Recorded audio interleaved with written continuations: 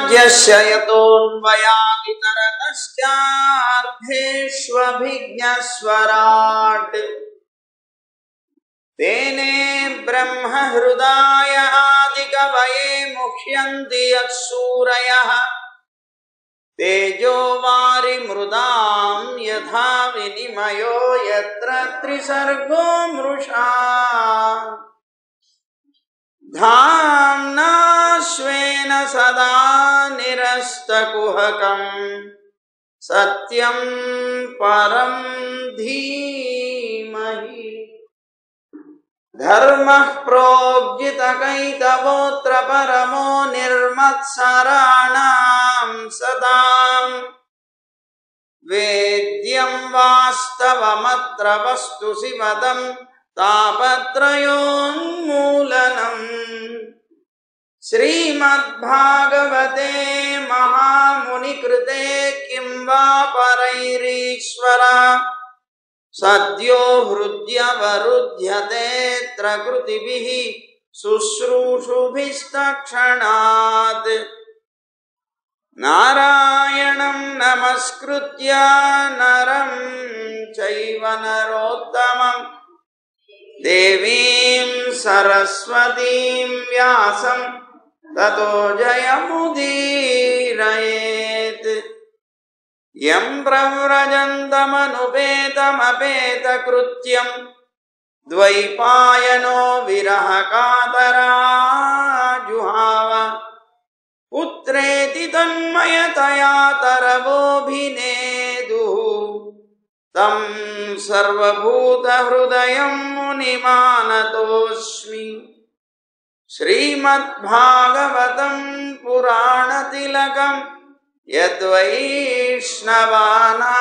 धनं यस्मिन् पारमहंस्यम् एकममलं सत्यं ज्ञानं परं गीयते यत्र ज्ञानविरागभक्ति नैष्कर्म्यमाविष्कृतं निगमकल्पतरोर्गलितं फलं सुखमुखादमृतद्रवसंयुतं पिबत भागवतं रसमालयं मुहुरहो रसिका भुवि भावुकाः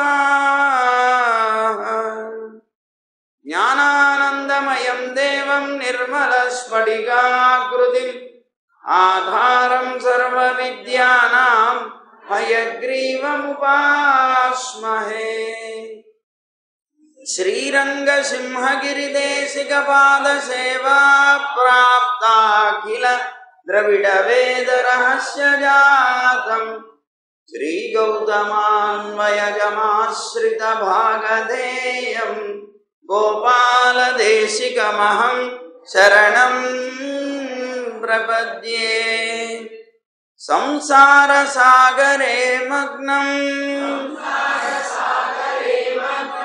दीनं मां करुणानिधे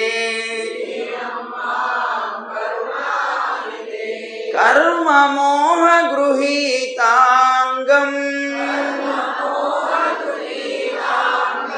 मामुद्धर भवार्णवात्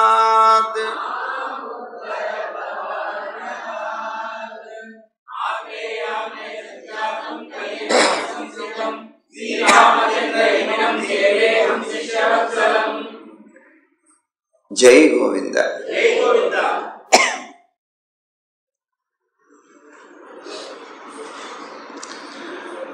ఈవేళ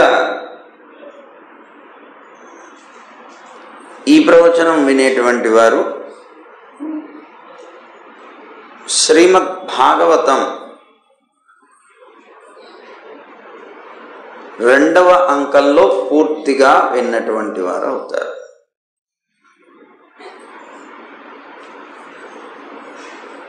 అంటే ఉద్ధవుడు అడిగినటువంటి ప్రశ్నలకి శ్రీకృష్ణ పరమాత్మ చెప్పినటువంటి సమాధానాలు పూర్తయి దశమ స్కందం అనేటువంటిది పూర్తయిపోయిన తర్వాత మొదటి అంగం పూర్తయినట్టు లెక్క.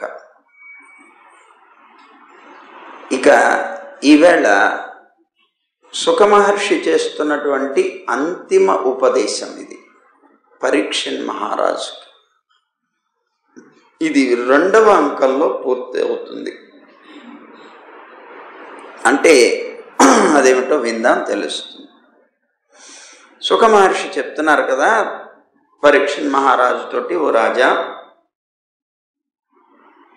బ్రహ్మ, చతుర్ముఖ బ్రహ్మ ఎవరి యొక్క అనుగ్రహం వల్ల జన్మించాడో, రుద్రుడు ఎవరి యొక్క క్రోధం వల్ల పుట్టాడో, ఆ విశ్వ నియంత అయినటువంటి నారాయణుడు ఎవరైతే ఉన్నారో ఆ శ్రీమన్నారాయణుడు ఈ శ్రీమద్ భాగవత గ్రంథంలో నిరంతరం కీర్తింపబడుతూ ఉంటాడు. సాక్షాత్ భాగవత స్వరూపంగానే పరమాత్మ చెప్పబడుతున్నాడు. అందువలన ఈ శ్రీమద్ భాగవతాన్ని ఎవరైతే శ్రవణం చేస్తారో వాళ్ళకి ఎలాంటి భయము కూడా ఉండదు. ఈ శ్రీమద్ భాగవతం ప్రధానంగా మోక్షం కోసమే వింటారు, కాదు ఇతరమైనటువంటి లౌకికమైనటువంటి కోరికలో, లేకపోతే భక్తియో, లేకపోతే ప్రపత్తియో ఏదైనా సరే కావాలి అనుకున్నా ఈ శ్రీమద్ భాగవతాన్ని పారాయణ చేయొచ్చు, లేకపోతే శ్రవణం చేయవచ్చు. ఏ ఫలమైనా సరే ఇది అంతిమంగా పొందుతారు. ఒకవేళ ఏ ఫలము లేకుండా కూర్చున్నా కూడా వారికి ఉండేటువంటి అనేకమైనటువంటి కష్టాలు, లేకపోతే ఇతరమైన సమస్యలు కూడా తొలగిపోతాయి. ఒక చిన్న విషయం నిన్ననే తెలిసింది. ఏమిటి అంటే, సుమారు 13 సంవత్సరాల నుంచి చాలా క్లిష్టంగా ఉన్నటువంటి ఒక సమస్య మొన్ననే తీరిపోయిందిట. ఈ శ్రీమద్ భాగవతాన్ని శ్రవణం చేస్తున్న మల్లికార్జునరావు గారికి, ఆయన ఇవాళ రాలేదు కానీ ఆయన మొన్న చెప్తున్నారు శ్రీమద్ భాగవత శ్రవణం చాలా విశేషమైనది. అలాగే ఈ శ్రీమద్ భాగవతం శ్రవణం చేసినటువంటి ఒక పాప సీటు కూడా పొందేటువంటి రీతిలో ఉన్నది.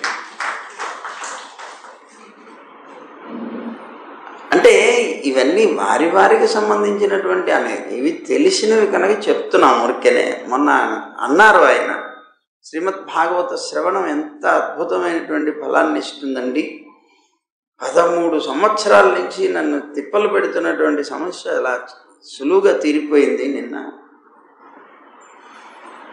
అలాగే చాలా కాలం నుంచి ఎదురు చూస్తున్నటువంటి ఒక సీటు సంబంధమైనటువంటి క్రియ కూడా కదలిక వచ్చి అది పూర్తి అవుతుంది.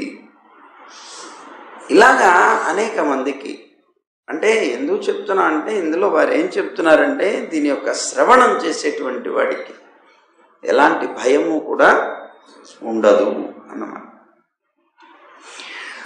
నువ్వు ఓ పరీక్షన్ మహారాజా, నువ్వు నేను మృతుడినైపోతాను, ఇంకా చచ్చిపోతాను అనేటువంటి పశుబుద్ధిని వదిలిపెట్టే.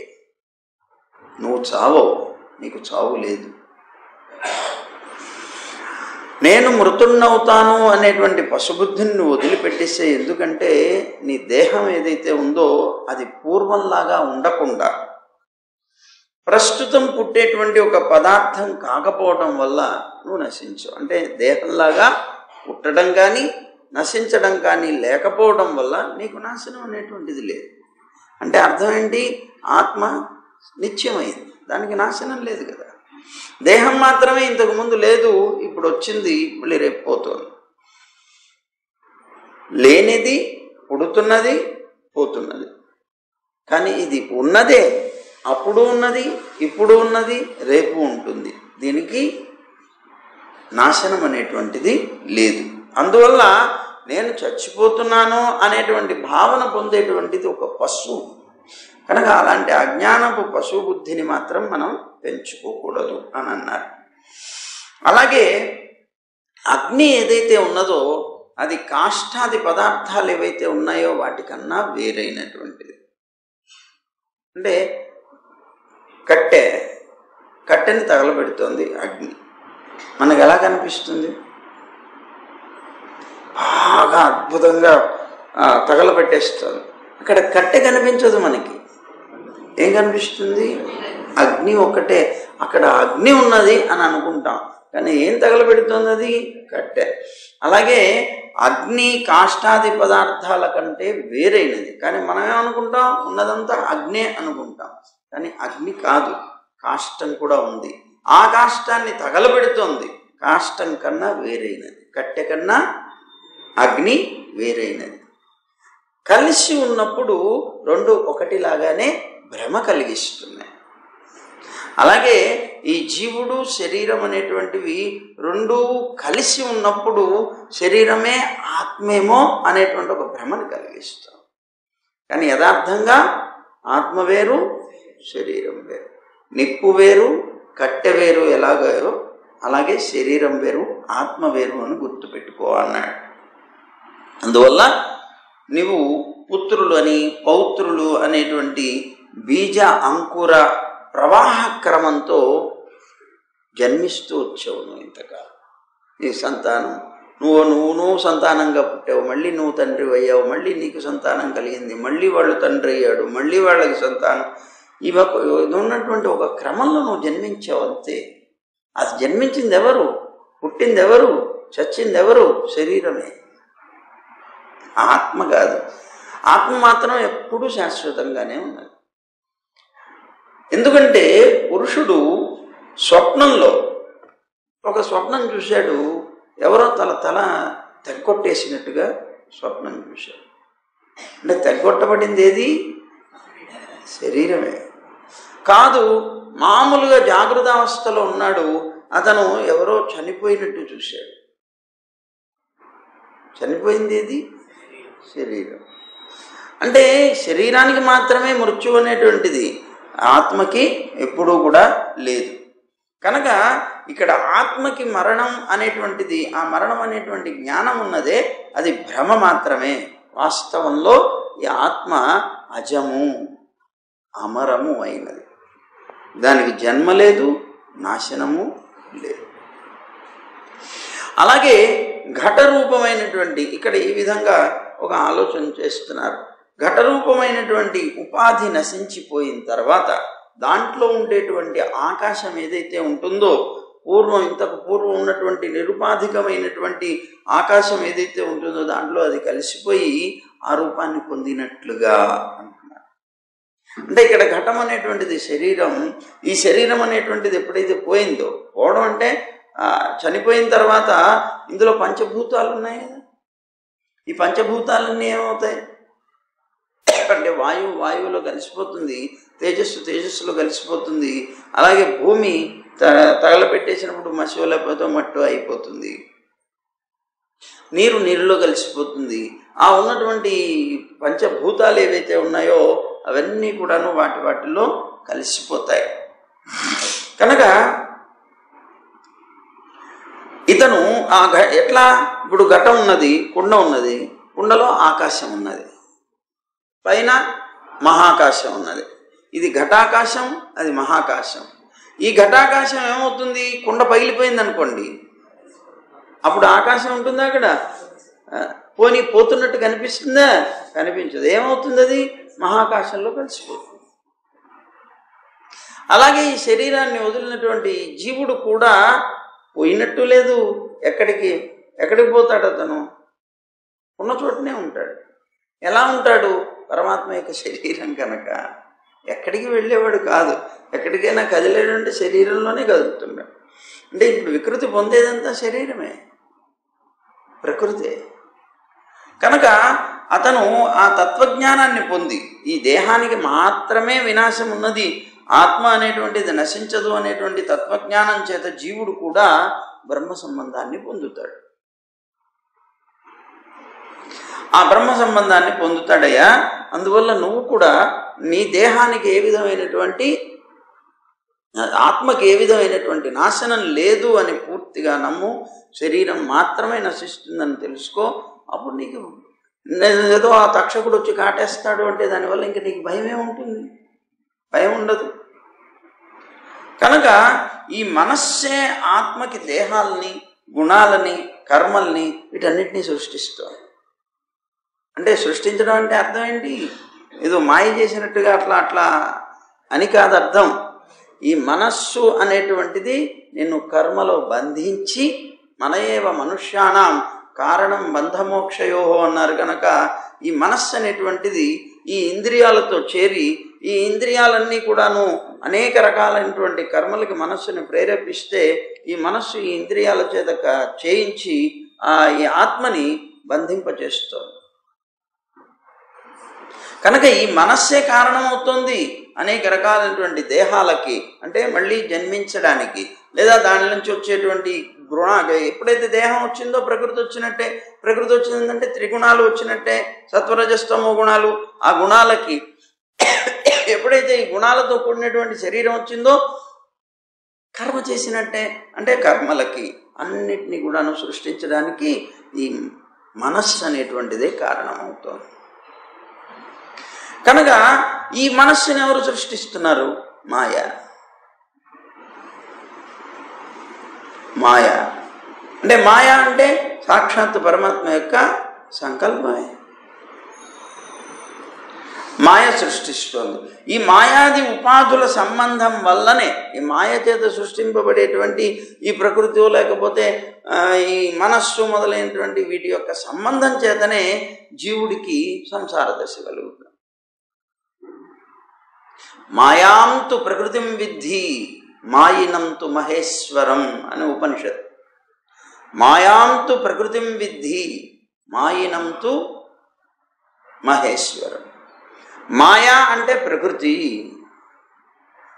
మాయి అంటే ఆ మాయను స్వాధీనంలో కలిగినటువంటి పరమాత్మ. అందుకనే మన అమ్మ అనేక సార్లు మాయనై మాయనై అంటూ అమ్మని, స్వామిని కీర్తించి మాయగాడు మాయగాడు అంటే ఈ జగత్తు, ఈ ప్రకృతి అనేటువంటి మాయని స్వాధీనంలో కలిగినటువంటి వాడు గనక మాయగాడు. అలా మాయ చేసేటువంటి తత్వం కలవాడను. సరే, ఈ విధంగా ఈ మాయ అనేటువంటి దానివల్ల మనస్సు సృష్టింపబడుతుంది. ఈ మాయ అనేటువంటి దానివల్ల సృష్టింపబడే మనస్సు, ఇంద్రియాలు మొదలైనటువంటి ఉపాధుల చేత జీవుడికి సంసారం అనేటువంటి దశ కలుగుతోంది.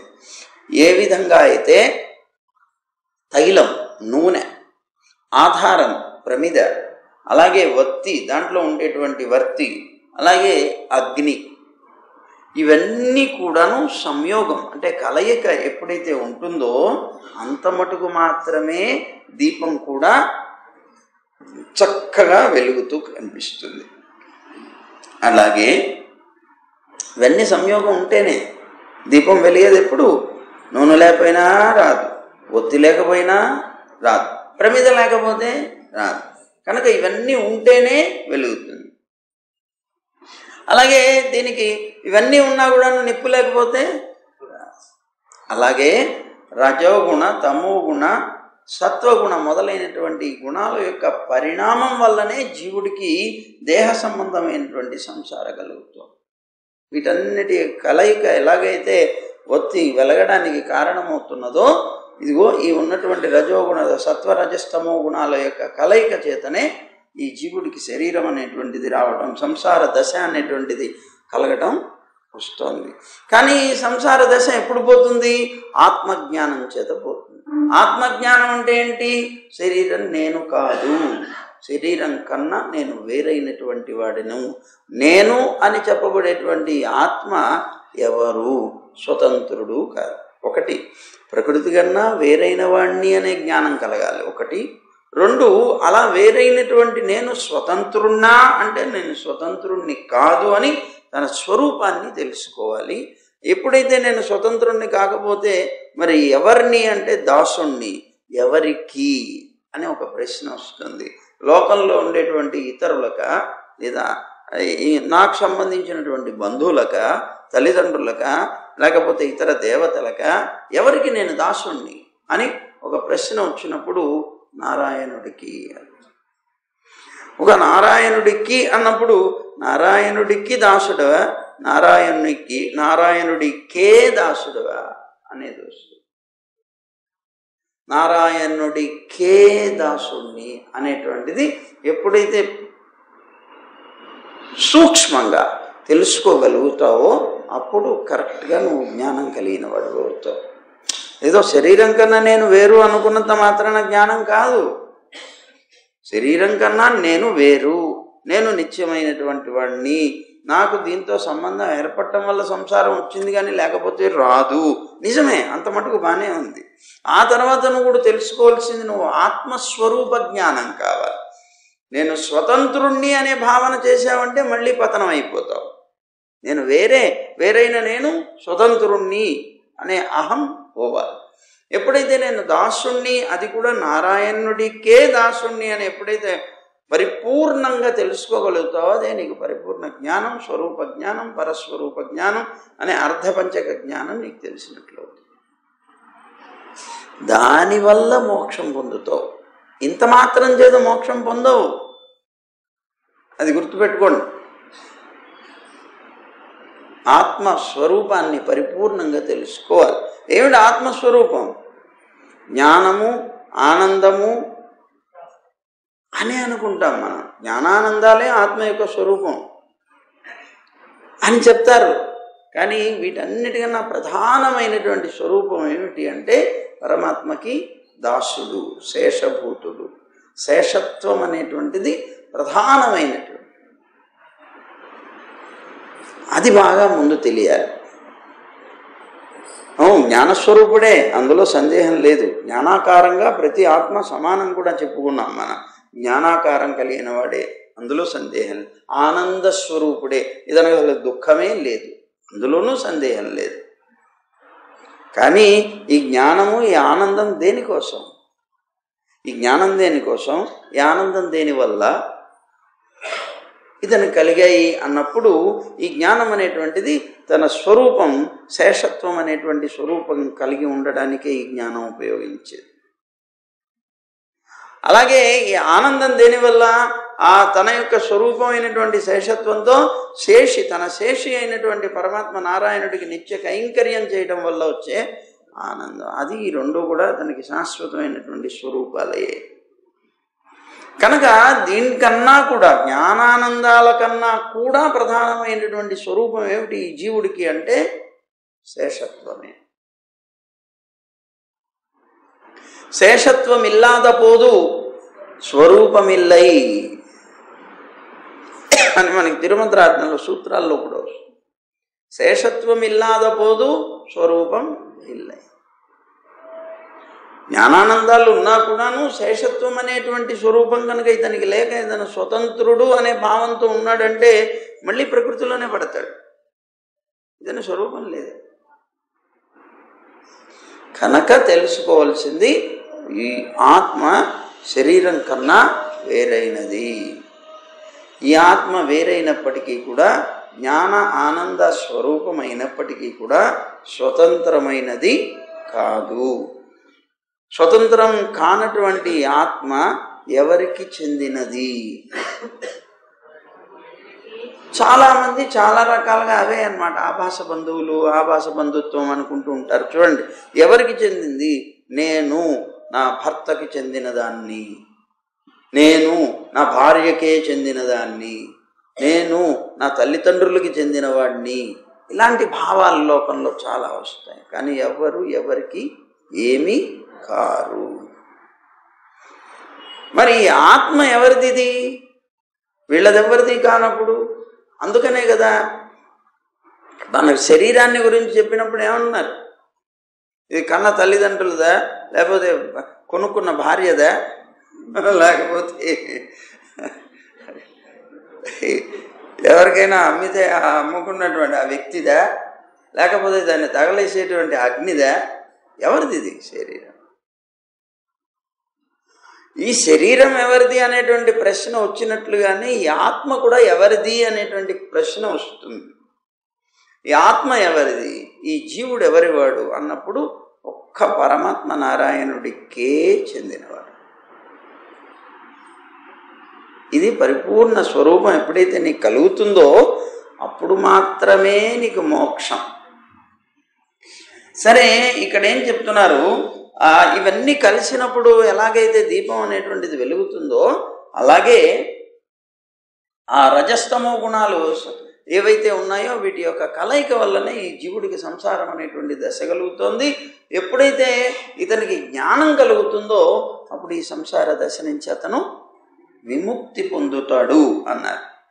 స్థూల సూక్ష్మ దేహాలకి అతిరిక్తమైనటువంటిది ఈ స్థూల శరీరం, సూక్ష్మ శరీరం అని చెప్పుకుంటున్నాం కదా మనం. స్థూల శరీరం అంటే కనిపించేది, సూక్ష్మ శరీరం అంటే కనిపించకుండా పనిచేయించేది. ఆ సూక్ష్మ శరీరం, స్థూల శరీరాలని చెప్పేటువంటివి ఏవైతే ఉన్నాయో ఇవి రెండు కూడా స్వయం ప్రకాశకమైనటువంటి ఆత్మకి, ఆత్మ వస్తువు ఏదైతే ఉన్నో దానికన్నా భిన్నమైనవే. ఆత్మ ఇవి ఒకటి కాదు. ఎందుకు అంటే ఆత్మ వస్తువు నిర్వికారమైనది, వికారం లేదు. దాంట్లో ఎలా ఉన్నదో అలాగే ఉంటుంది, ఎప్పుడు కూడా మార్పు ఉండదు, దాంట్లో వికారం ఉండదు. కానీ శరీరంలో వికారం ఉంది. బాల్యం అంటాం, యవ్వనం అంటాం, కౌమారం, ఏదో రకరకాలైనటువంటి అవస్థలు వస్తాయి.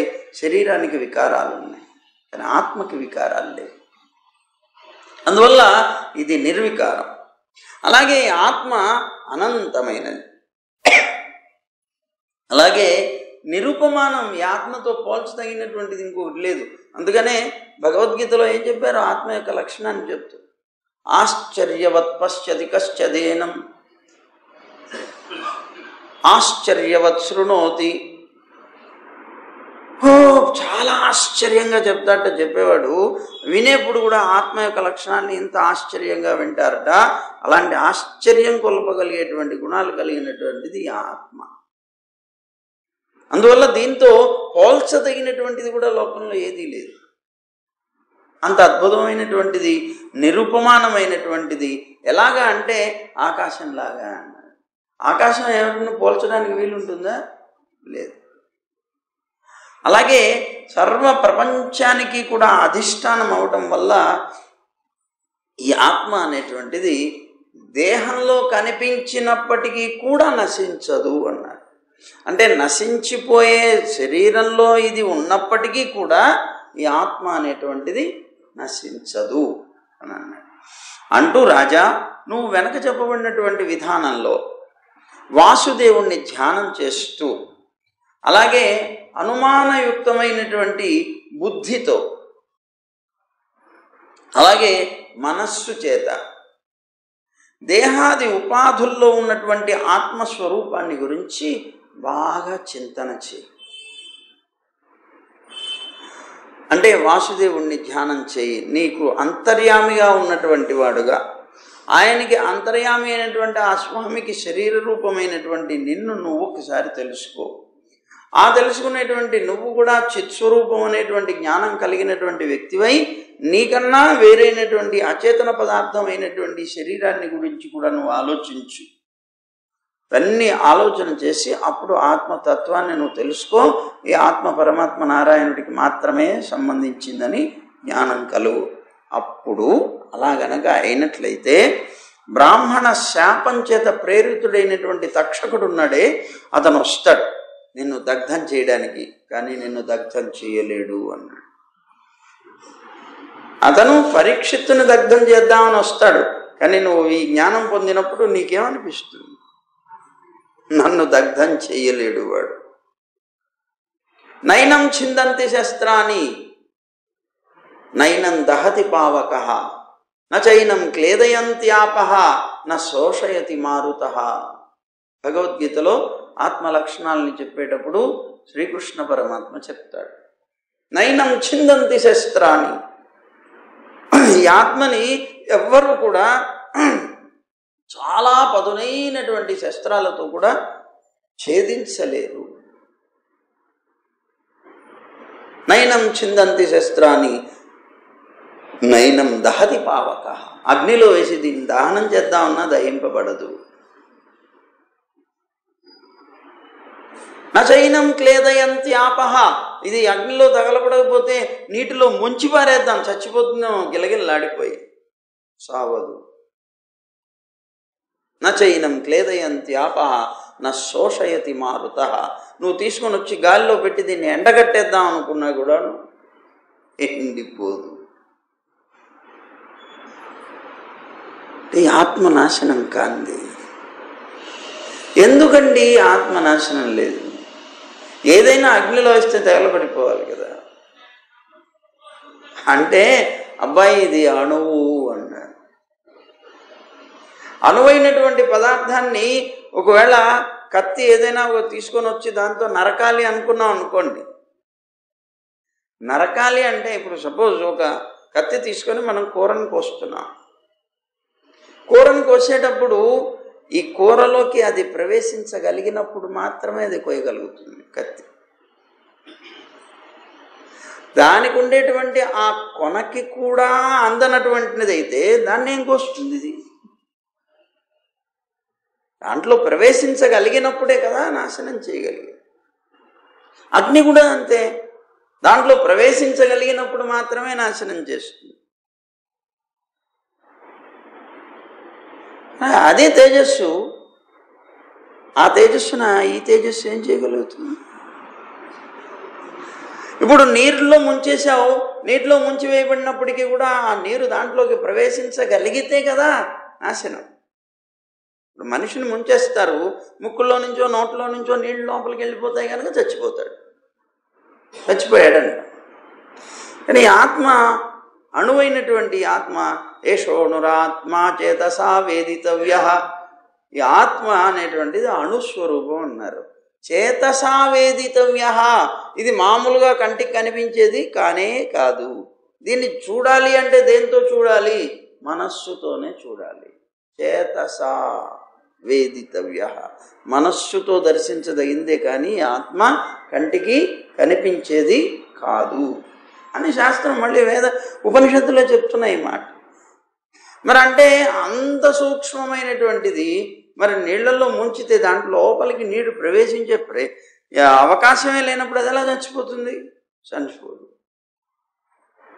పోనీ దాన్ని తీసుకుని వెళ్ళిపోయి గాలిలో ఎండబెట్టేద్దాం అంటే ఈ గాలి లోపలికి వెళితేనే కదా ఎండబెట్టాలి.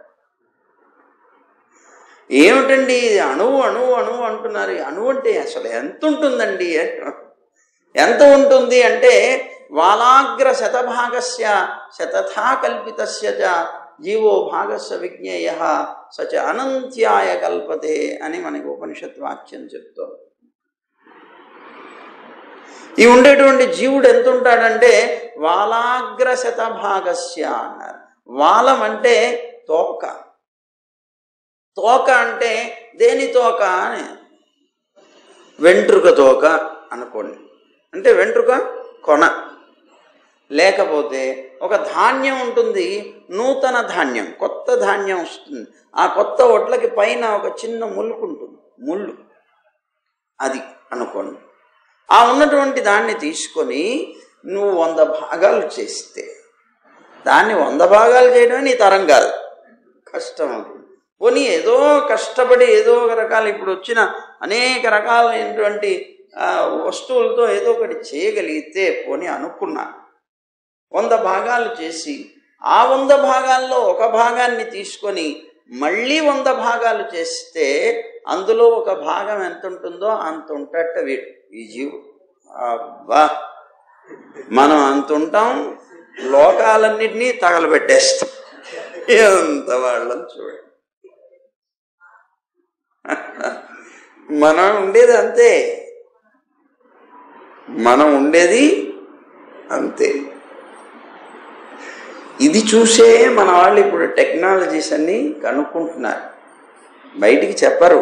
సైన్స్ సైన్స్ అంటారు. చిప్పు, చిప్పు దేని అంటారు? చిప్పు.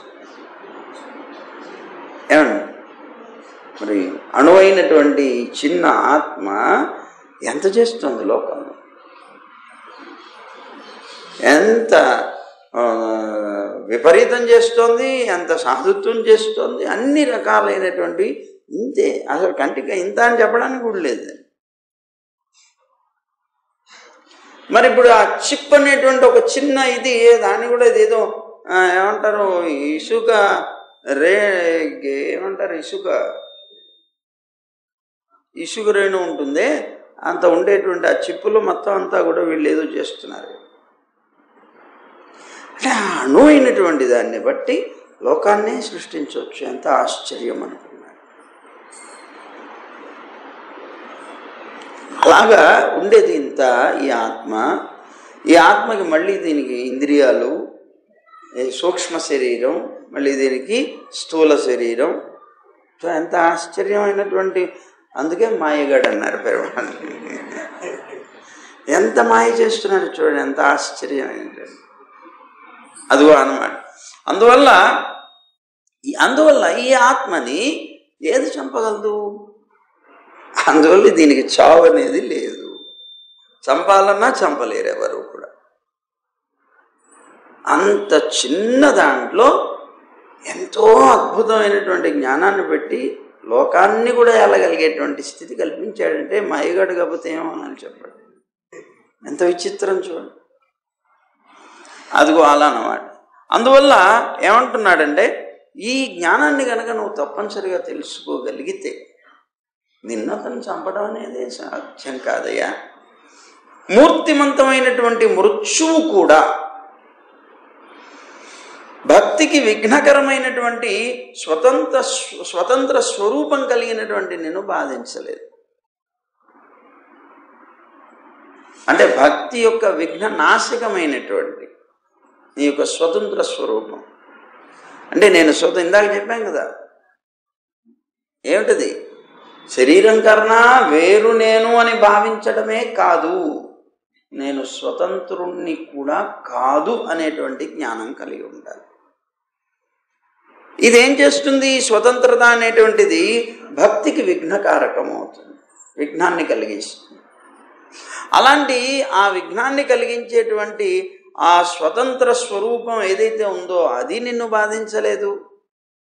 అలాగే ఈ జ్ఞానం కలిగితే నిన్ను మృత్యువు కూడా ఏమీ చేయలేదు. అందువల్ల నువ్వేమనుకోవాలి అంటే నేనే బ్రహ్మం అనేటువంటి పరమధామాన్ని అను. అలాగే పరమ పదం అనేటువంటి బ్రహ్మమే నేను అనుకో అంటున్నారు. అంటే అర్థం ఏంటి? ఆయనకి శరీర స్వరూపుడను. నేనే అంటే నేను ఆయన ఒకటేనే అర్థం కాదు. ఆయన నాకు శరీరి అయితే నేను ఆయనకి శరీరం అవుతున్నాను. శరీరము శరీరి రెండు కలిసి ఉన్నప్పుడు ఒకటే కదా కనిపిస్తుంది. ఆ విధంగా నేను ఒకటి, అది భావన.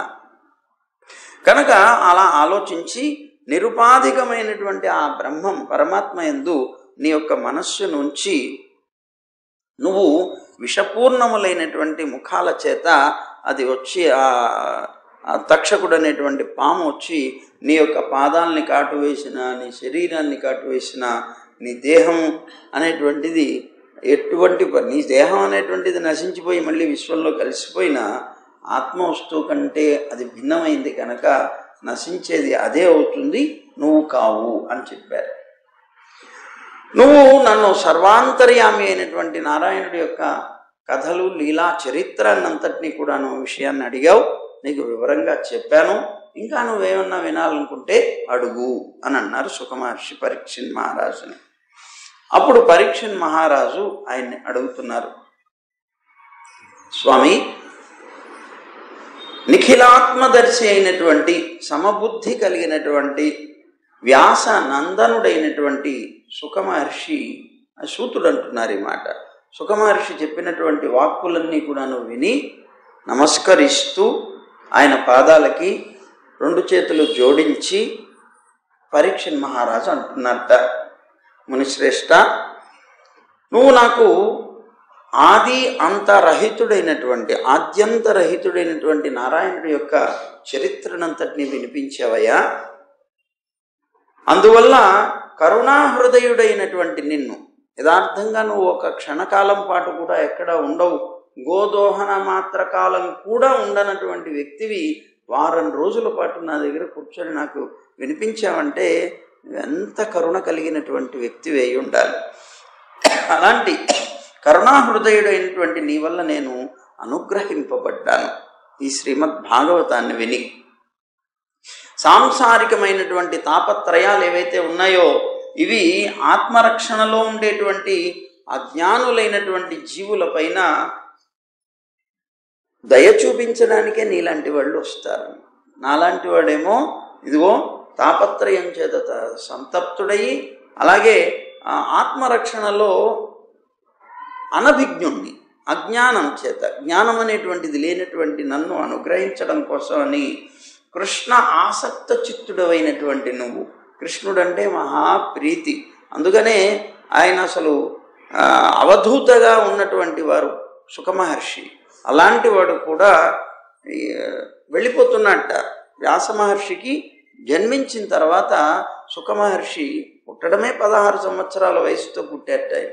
ఆ పుట్టినటువంటి వ్యక్తి ఒంటి మీద బట్ట లేకుండా పుట్టగానే వెళ్ళిపోయారట. ఆయన తండ్రి లేదు, తల్లి లేదు, సంబంధం లేదు, ఏం లేదు, వెళ్ళిపోయాడు వనాల్లోకి తపస్సు కోసం. అలా వెళుతూ ఉంటేనే మనం రోజు చదువుకుంటున్నాం కదా, పుత్ర పుత్ర పుత్ర పుత్ర అంటూ వెళుతుంటే ఆ పుత్రాని ఈయన పిలుస్తున్నప్పుడు ఓయ్ అని అక్కడ ఆ వనంలో ఉన్న చెట్లన్నీ పలికినాయి.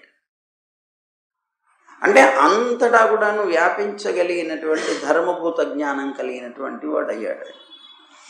సరే, ఇంతకీ అలా వెళుతూ ఉన్నటువంటి వాడు ఎవరైతే ఉన్నారో ఆయన్ని వెనక్కి తేవాలి. పిలిచి పిలిచి పిలిచి ఆయన వెనక్కి రాకపోతే ఎట్లా తేవాలో అర్థం కాక ఆయన మళ్ళీ ఆశ్రమానికి వచ్చి వ్యాస భగవానుడు ఆ కృష్ణుడి యొక్క చరిత్రలో ఉండేటువంటి ఒక అద్భుతమైనటువంటి శ్లోకాలు తీసుకొని తనకు ఉండేటువంటి శిష్యులందరినీ పిలిచి వాళ్ళందరికీ బాగా కంఠస్థం చేయించి, మీరు వెళ్ళండి, వనాల్లోకి వెళ్ళండి, ఈ శ్లోకాలు చదవండి, ఈ శ్లోకాలు అనుసంధానం చేస్తూ ఉంటే ఎవరైతే వీటికి ఆకర్షితులైపోయి వస్తారో అలాంటి వాళ్ళు నా దగ్గర తీసుకురండి అన్నాడు. అనేటప్పటికీ ఆ కృష్ణ సౌందర్యానికి సంబంధించినటువంటి శ్లోకాలు పఠనం చేస్తూ వీళ్ళు పెద్దగా చదువుతూ గట్టిగా అనుసంధానం చేస్తూ వెళుతూ ఉంటే సుఖమహర్షి ఆకర్షితుడే పరిగెట్టుకుంటూ వచ్చేట. అబ్బా, ఎంత అద్భుతంగా ఉన్నాయి, కృష్ణుణ్ణి ఎంత బాగా వర్ణించారు, ఎవరండి ఇవి రాసింది అని అడిగారు. అడిగితే అప్పుడు వెంటనే మీ తండ్రి గారే అనుగ్రహించారు ఇవి. నిజమా? ఎన్నున్నాయి ఇవి? చాలా ఉన్నాయి, మీరు రండి ఒకసారి, మీ తండ్రి గారి దగ్గరికి వస్తే మీ తండ్రి గారు మీకు అనుగ్రహిస్తారు అని వారిని తీసుకొని వచ్చారట. అలా భాగవత శ్లోకాలకి ఆకర్షితుడై అవధూతగా ఉన్నటువంటి వ్యక్తి కూడా, పరిపూర్ణ జ్ఞానంతో ఉన్నటువంటి వ్యక్తి కూడా కృష్ణుడి మీద ప్రీతి కలిగినటువంటి వాడై పరిగెట్టుకుంటూ మళ్ళీ ఇంటికి వస్తే అప్పుడు వ్యాస భగవానుడు చూసి ఆనందించి తన కుమారుడికి ఉపదేశం చేశారు ఈ శ్రీమద్ భాగవతాన్ని కోరితే. అలా వచ్చినటువంటి ఈ శ్రీమద్ భాగవతాన్ని ఆయన ఈవేళ పరీక్షణ్ మహారాజుకి ఉపదేశం చేశారు. అందువల్ల డ్రై అయిపోయినటువంటి ఎండిపోయినటువంటి హృదయాలకు కూడా మళ్ళీ ఆర్ద్రత కలిగించి మొలకెత్తగలిగేటువంటి స్థితిని కల్పించేటువంటి కృష్ణ కథా అమృతం. అలాంటి అమృతాన్ని మనం ఇంతకాలం పానం చేశాము అని పరమానంద భరితుడైపోయి పరీక్షణ్ మహారాజు అంటున్నారన్నమాట. దేని యందైతే ఉత్తమ శ్లోకుడైనటువంటి నారాయణుడు వర్ణింపబడ్డాడో నిరంతరం క్షణ క్షణము కూడాను మనం చెప్పుకున్న ప్రతి వాక్యంలో నారాయణుడు నారాయణుడు, కృష్ణుడు కృష్ణుడు వచ్చారు, తత్వమే వచ్చింది. అలాంటి ఆ నిరంతరం వర్ణింపబడ్డాడో ఆ భాగవత పురాణ సంహితని నీ వల్ల నేను విన్నానయ్యా. అహోభాగ్యం అహోభాగ్యం, నా భాగ్యం ఎంత అని చెప్పడానికి వీలు లేదు కదా అనుకుంటున్నాడు ఆయన. ఈ కృష్ణాసక్త చిత్తుడు అయినటువంటి నువ్వు నా మీద అనుగ్రహం కలిగి ఇదిగో ఇందాక చెప్పినటువంటి అవలక్షణాలతో తాపత్రయాల చేత సంతప్తున్నయి ఆత్మరక్షణలో అజ్ఞానంతో ఉన్నటువంటి వ్యక్తినైనటువంటి నాకు నా మీద నువ్వు అనుగ్రహ వర్షాన్ని కురిపించావు, ఆ అనుగ్రహ వర్షం చేత మేము ధరించగలుగుతున్నాను అని ఆనందపడ్డాడు. ఆ భాగవత సంహితను నాకు ఉపదేశం చేశావు. నేను చూపినటువంటి భయరహితమైనటువంటి కైవల్యం అని చెప్పబడే బ్రహ్మపదం ఏదైతే ఉందో ఆ పదాన్ని చూసి నువ్వు నాకు చెప్పినటువంటి శ్రీమద్ భాగవతం ఏదైతే ఉన్నదో ఆ శ్రీమద్ భాగవతం అని చెప్పబడేటువంటి దాంట్లో భయరహితమైనటువంటి పరమాత్మ యొక్క స్థానాన్ని, పరమాత్మ యొక్క రూపాన్ని, పరమాత్మ యొక్క గుణాలని, పరమాత్మ యొక్క అద్భుతమైనటువంటి లీలల్ని ఇవన్నీ కూడా విన్న తర్వాత తక్షకుడు నా ముందు ఒక చిన్న గడ్డి పరక అయిపోయాడని. ఇంతకుముందు తక్షకుడు నన్ను కాటు వేస్తాడంటే, నాకు మృత్యు వస్తుందంటే భయపడ్డాను నేను. కానీ ఈవేళ నాకు మృత్యు అన్నా కూడాను భయమే లేదన్నాడు. తక్షకుడు మొదలైనటువంటి ఆ రూపంలో ఉండేటువంటి మృత్యువుకి నేను భయపడటం లేదయ్యా, నువ్వు చెప్పినటువంటి ఆ పరమాత్మ యొక్క అద్భుతమైనటువంటి లీలని విని అన్నాడు. మహాత్మా, నేను అధోక్షరుడైనటువంటి శ్రీ నారాయణుడి యందు నా యొక్క ఇంద్రియ వృత్తులన్నిటినీ కూడాను నియమించి ఆయన మీదనే విషయ వాసన రహితుడైనటువంటి చిత్తంతో ప్రాణాలని త్యజిస్తాను.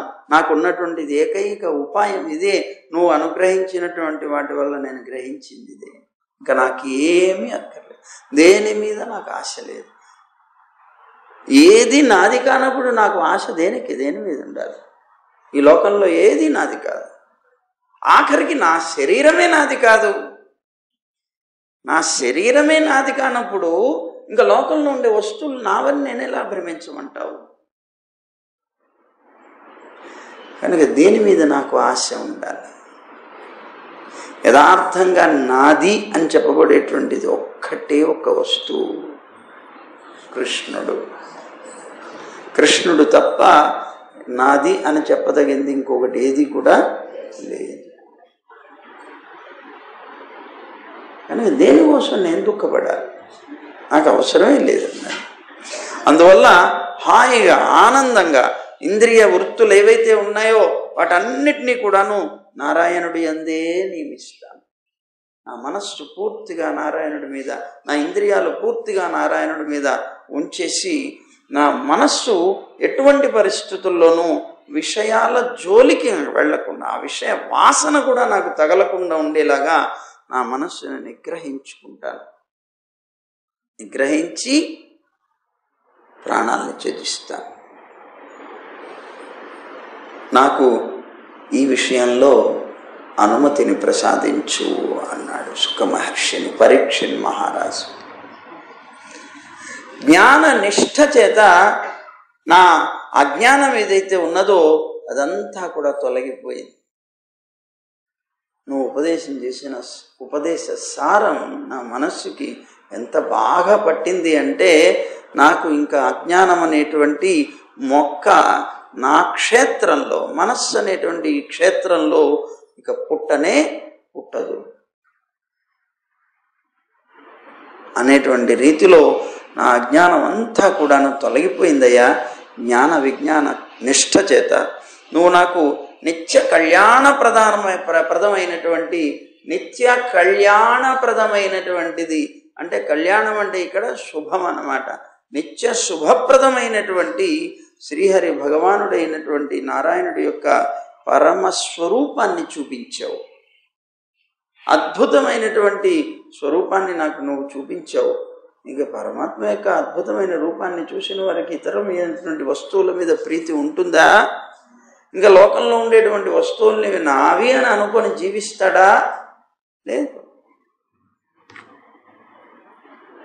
దాని అందే ప్రీతి కలిగి జీవిస్తాడు కదా.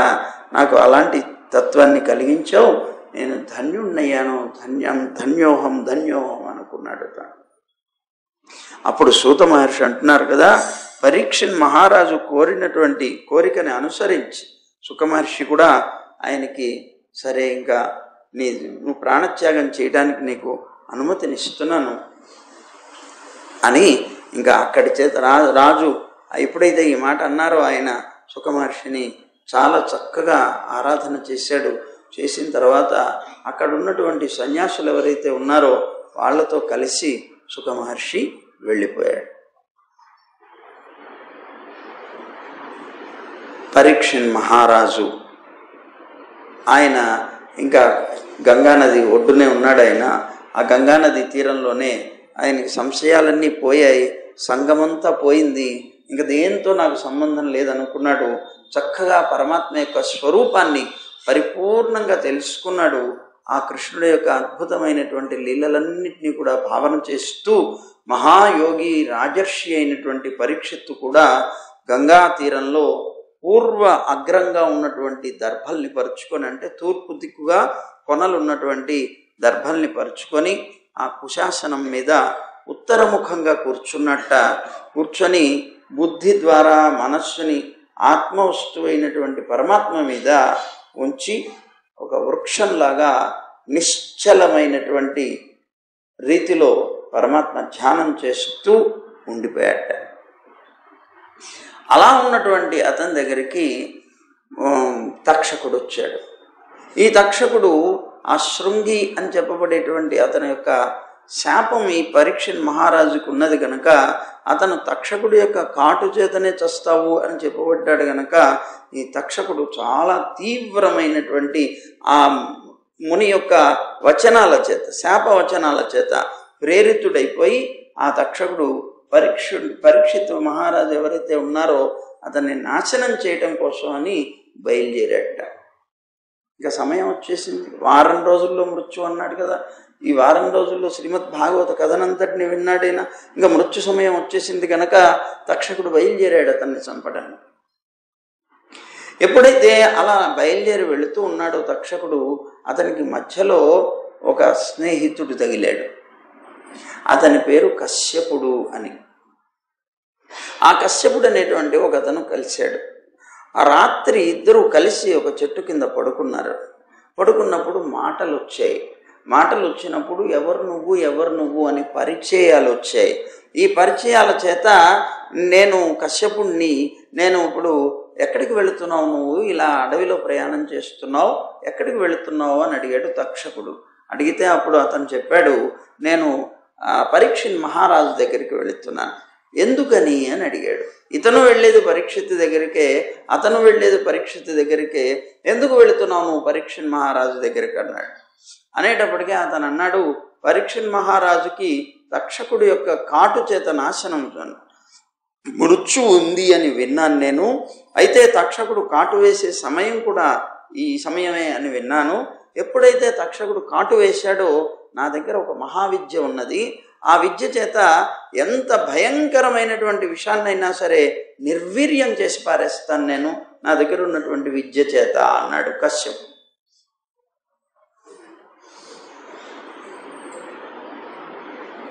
కనుక నేను అందుకోసం వెళుతున్నాను పరీక్షిత్ దగ్గరికి అన్నాడు. మామూలుగా శాపం వల్లనైతే తక్షకుడు మరి ఏమనకపోవచ్చేమో, కానీ తక్షకుడికి కూడా ప్రత్యేకంగా పాండవ వంశం మీద శత్రుత్వం ఉన్నది. దానివల్ల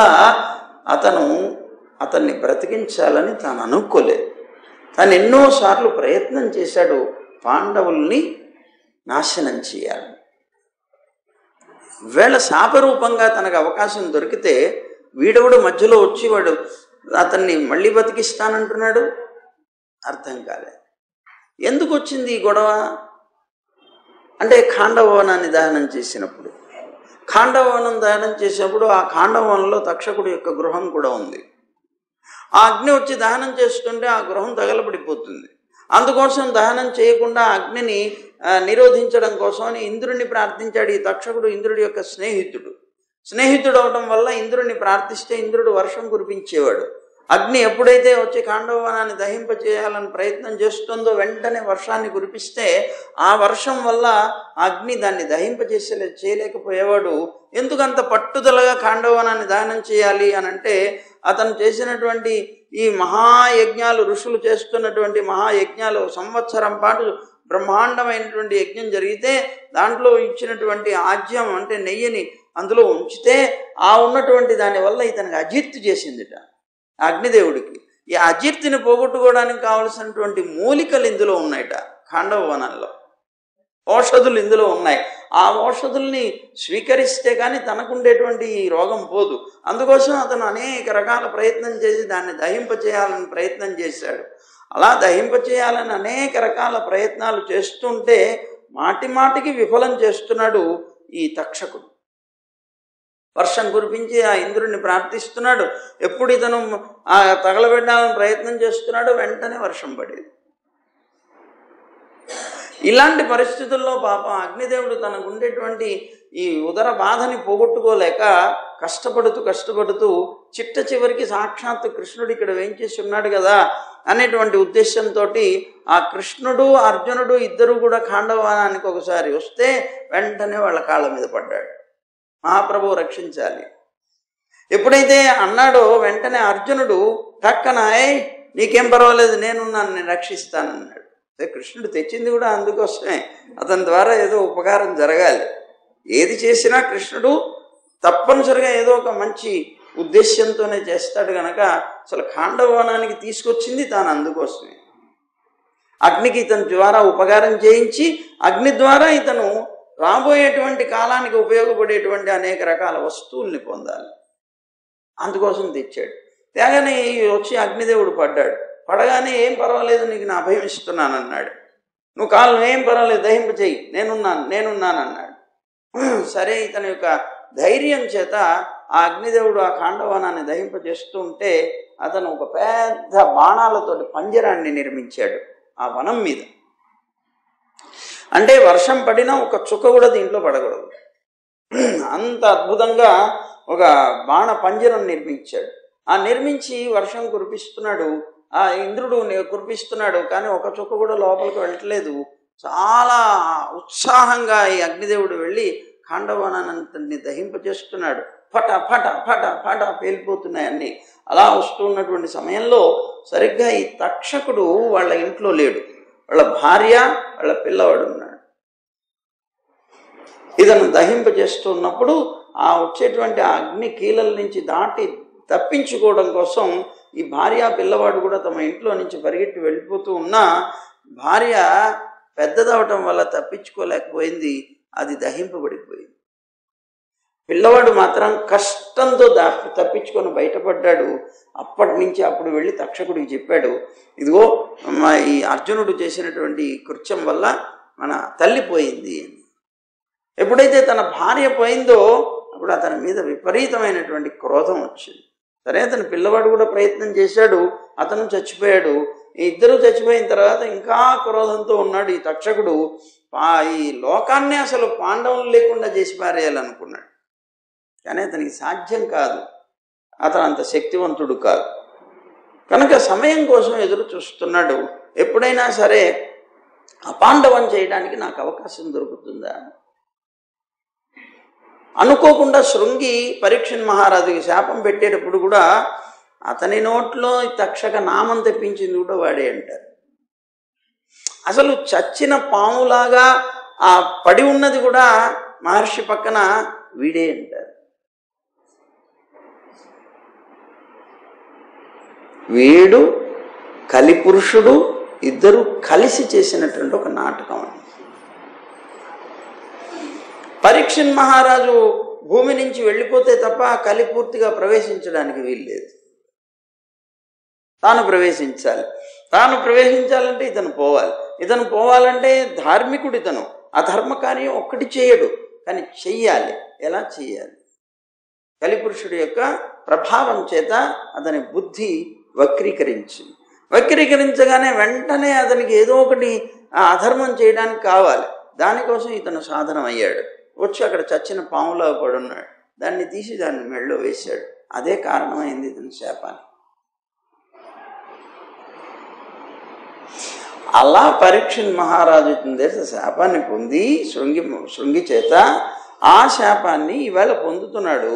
అయితే ఎంతో కాలం నుంచి ఎదురు చూస్తున్నటువంటి కక్ష తీర్చుకోవడానికి అవకాశం వస్తే మధ్యలో ఈ కశ్యపుడు ఎవడు అని తక్షకుడు అనుకున్నాడు. నాకు వచ్చినటువంటి అవకాశం, ఇతను చచ్చి బ్రతకడానికి వీల్లేదు, అలా కాటు వేద్దాం అనుకుంటున్నాను నేను. ఈ వీడెవడొచ్చాడు మధ్యలో అని అనుకొని మరి చూడండి విధి యొక్క తమాషా, వాళ్ళిద్దరూ కలిశారు అక్కడ. కలవలసిన అవసరం ఏంటి చెప్పండి? అదే తమాషా. అంటే ఈ తక్షకుడి యొక్క ఆ కక్ష అనేటువంటిది ఎంత తీవ్రంగా ఉన్నది అని నిరూపించేటువంటి ఘట్టం అన్నమాట ఇది. ఈ కశ్యపుడు మాట్లాడుతూ ఇలా అన్నాడు. అనేటప్పటికీ వెంటనే అతను అన్నాడు, ఏమిటి తక్షకుడు అంటే నువ్వు సామాన్య మానవుడు అనుకుంటున్నావు, సామాన్యమైన సర్పం అనుకుంటున్నావా అన్నాడు. నేనేమనుకోవట్లేదు అలాగా. ఆ తక్షకుడు మహాసర్పమే కావచ్చు, అద్భుతమైనటువంటి కాలకూట విషం ఉంటుంది అతని దగ్గర అన్నాడు. కాలకూట విషం కాదు, ఎలాంటి విషం అయినా సరే నేను చిటికలో దాన్ని నాశనం చేసేస్తానన్నాడు. అమ్మో వీడెవడో మామూలుగా లేడు, వీడిని పరీక్షించాలనుకున్నాడు. అప్పుడు చెప్పాడు, నేనే తక్షకుణ్ణి. ఎవరనుకుంటున్నావు? నేనే తక్షకుణ్ణి. చూడు నా ప్రభావం ఏంటో చూపిస్తాను, నీ శక్తి ఏమిటో నువ్వు చూపించి చూద్దాం అన్నాడు. ఏమిటి నువ్వు చూపిస్తావు చూడు, నువ్వేం చేస్తే సరే నేను నీ యొక్క విష ప్రభావాన్ని నేను పోగొట్టగలను అన్నాడు. ఇద్దరు పందాలు కాసుకున్నారు. సరే మొత్తం మీద వాళ్ళిద్దరి యొక్క శక్తులు ఒకళ్ళు చూసుకోవాలనే ప్రయత్నంతో అక్కడ ఒక పెద్ద మర్రి చెట్టు ఉంది, పెద్దది, చాలా ప్రాచీనం. ఆ మర్రి చెట్టు మీద ఒకడు ఉన్నాడు కూర్చొని. ఇది మధ్యాహ్నం పూట ఎప్పుడో జరిగినట్టుంది, బహుశా రాత్రి కాదు. ఆ ఉన్నటువంటి చెట్టు మీద కట్టె కొట్టుకుంటూ ఒకడు కూర్చున్నాడు. దాని నిండా పక్షులు కూడా చాలా గూళ్ళు పెట్టుకుని ఉన్నాయి. ఈ తక్షకుడు వెళ్ళి అతన్ని నిలబెట్టి, ఇదిగో దీన్ని నేను కాటు వేస్తున్నాను, నా విష ప్రభావం ఏంటో చూడు, ఇంత పెద్ద వృక్షం ఎలా తగలబడిపోతుందో, మాడి మసైపోతుందో చూడు అన్నాడు. నీ తర్వాత నా ప్రభావాన్ని కూడా నువ్వు చూడు, ఎలా మసైనటువంటిది మళ్ళీ చిగుళ్ళేస్తూ వస్తుందో చూద్దుగాని అన్నాడు. అని వెళ్ళి తక్షకుడు అతని ఎదురుగానే దాన్ని కాటు వేశాడు. ఎప్పుడైతే ఆ వృక్షాన్ని కాటు వేశాడో ఆ విష ప్రభావం చేత ఆ వృక్షం మీద ఉన్నటువంటి ఆ వ్యక్తి, ఆ పక్షులు, ఆ ఉన్నటువంటి సర్వము కూడాను మాడిపోయాయి, మొత్తం మాడిపోయాయి. చూసావా, తక్షకుడు అంటే మామూలు వాడు అనుకుంటున్నావా? చూడు నా విష ప్రభావం ఎంత గొప్పదో అన్నాడు. అయితే ఉండు, మరి నా ప్రభావం కూడా నేను చూపించాలి కదా అన్నాడు. చూద్దాం నీ. సరే, అప్పుడు అతను మంత్రాన్ని అనుష్ఠించాడు. అనుష్ఠించి వెంటనే తీర్థ ప్రోక్షణం చేశాడు. ఎప్పుడైతే అతను మంత్ర పఠనం చేశాడో ఆ మంత్ర ప్రభావం చేత అద్భుతంగా మాడిపోయినటువంటి ఆ వృక్షం మళ్ళీ చిగుళ్ళు వేసింది బ్రహ్మాండంగా. ఇంతకు పూర్వం ఎలాగైతే ఉన్నదో అలాగే ఉన్నది. దాని మీద ఉన్నటువంటి మనిషితో సహా అందరూ బ్రతికారు, పక్షులతో సహా అన్నీ బతికాయి. కశ్యపుడి యొక్క ప్రభావాన్ని చూసేప్పటికి తక్షకుడికి భయం పుట్టింది. అమ్మో, నిజంగానే వీడు బ్రతికించగలుగుతాడు పరీక్షితుని. మరి నాకు అనాది నుంచి, చాలా కాలం నుంచి తీవ్రంగా ఉన్నటువంటి కక్ష ఏం కావాలి? వాడు చస్తే ఇంకా మళ్ళీ ఆ పాండవ వంశం అనేటువంటిది నిర్వీర్యం అయిపోవాలనేటువంటి కక్షతో ఉన్నాను నేను. వీడు మళ్ళీ బ్రతికించాడంటే మళ్ళీ పరీక్ష మహారాజు వస్తాడే. అప్పుడు నేను కాటు వేసింది నేను కనుక నా మీద కక్ష తీసుకుంటే నేనేం కావాలనుకున్నాను. అందుకని వెంటనే కశ్యపుడితో మంచి చేసుకున్నాడు అతన్ని. కశ్యపా, నువ్వు చాలా గొప్పవాడివోయ్, నువ్వు మామూలు వాడు అనుకున్నాను, కానీ అబ్బో నీ దగ్గర చాలా శక్తి ఉంది. అసలు ఎందుకు నువ్వు పరీక్ష మహారాజుని బ్రతికించాలనుకుంటున్నావు? కారణం ఏమిటి అని అడిగాడు. అసలు ఏమిటి కారణం? పరీక్ష మహారాజును బ్రతికించాలని నువ్వు వెళుతున్నావు, ఎందుకు అన్నాడు. డబ్బు కోసం. నేను బీద బ్రాహ్మణుణ్ణి, నాకు బీద బ్రాహ్మణుని కనుక నా జీవితం గడుస్తుంది, ఆయనకి ప్రాణాన్ని కనుక ఇస్తే నాకు జీవితం గడుస్తుంది కదా. నువ్వు ఎంత ఆశించి వెళుతున్నావు? అతను ఏదో చెప్పాడు. దీనికి నేను రెట్టింపుగా ఇస్తాను నీకు, ఇక్కడి నుంచి వెళ్ళిపో అన్నాడు. నువ్వు ఆయన దగ్గరికి వెళ్ళి ఏదైతే నువ్వు ఆశిస్తున్నావో దానికి రెట్టింపు ధనాన్ని నేను ఇస్తాను నీకు, నువ్వు ఇటు నుంచిటే వెనక్కి వెళ్ళిపో. అప్పుడు ఈ కశ్యపుడు, ధనం కోసమే కదా నేను వెళ్ళేది, నాకెందుకు, వెళ్ళిపోతానన్నాడు. ధనం తీసుకున్నాడు, వెళ్ళిపోయాడు. అప్పుడు తక్షకుడు వెళ్ళాడు, బ్రాహ్మణ రూపాన్ని, కపట బ్రాహ్మణ రూపాన్ని ధరించాడు. ధరించి, అంటే ఆ పరీక్షిత్ మహారాజు రాజు కదా, మరి ఆయన ఏ విధంగా అన్నీ వదిలేసినా కూడా ఆ రాజభటులు ఉన్నారే, వాళ్ళు ఎవరిని లోపలికి పంపించలేదు. అలా పంపించకపోతే అతను మాత్రమే అలా ఉండి తాను ధ్యాన నిమగ్నుడై ఉన్నాడు. సరిగ్గా ఆ సమయంలో బ్రాహ్మణులకి మాత్రమే ప్రవేశం ఉండేలాగా ఒక నియమనం ఉన్నది. రాజు దగ్గరికి ఎప్పుడు కూడా బ్రాహ్మణుడు వెళ్లకుండా ఉండటానికి లేదు, అతనికి పూర్తి స్వాతంత్ర్యం ఉంటుంది. కనుక అలాగా ఆయన దగ్గరికి వెళ్ళాలంటే ఏ రూపంతోనూ నేను వెళ్ళడానికి అవకాశం లేదు. కనుక బ్రాహ్మణ రూపాన్ని ధరిస్తే మాత్రమే లోపలికి వెళ్ళడానికి అవకాశం. కనుక తను ఒక బ్రాహ్మణ రూపాన్ని ధరించి కపట రూపంలో ఫలాలు తీసుకొని వెళ్ళాడు, రాజుగారికి సమర్పిస్తారు. అంగీకరించారు. ఆ బ్రాహ్మణ రూపంలో అక్కడికి వెళ్ళిన తర్వాత పండ్లు ఇచ్చేశాడు. పండ్లు ఇచ్చేసినటువంటి తాను ఆ పండులో సూక్ష్మమైనటువంటి కీటకంగా లోపల ఉండిపోయాడు. ఆ ఉన్నటువంటి అతను బ్రాహ్మణుడు వెళ్ళిపోయాడు, పండ్లు ఇచ్చేసి వెళ్ళిపోయాడు. కానీ తాను దాంట్లోనే చేరాడు సూక్ష్మంగా.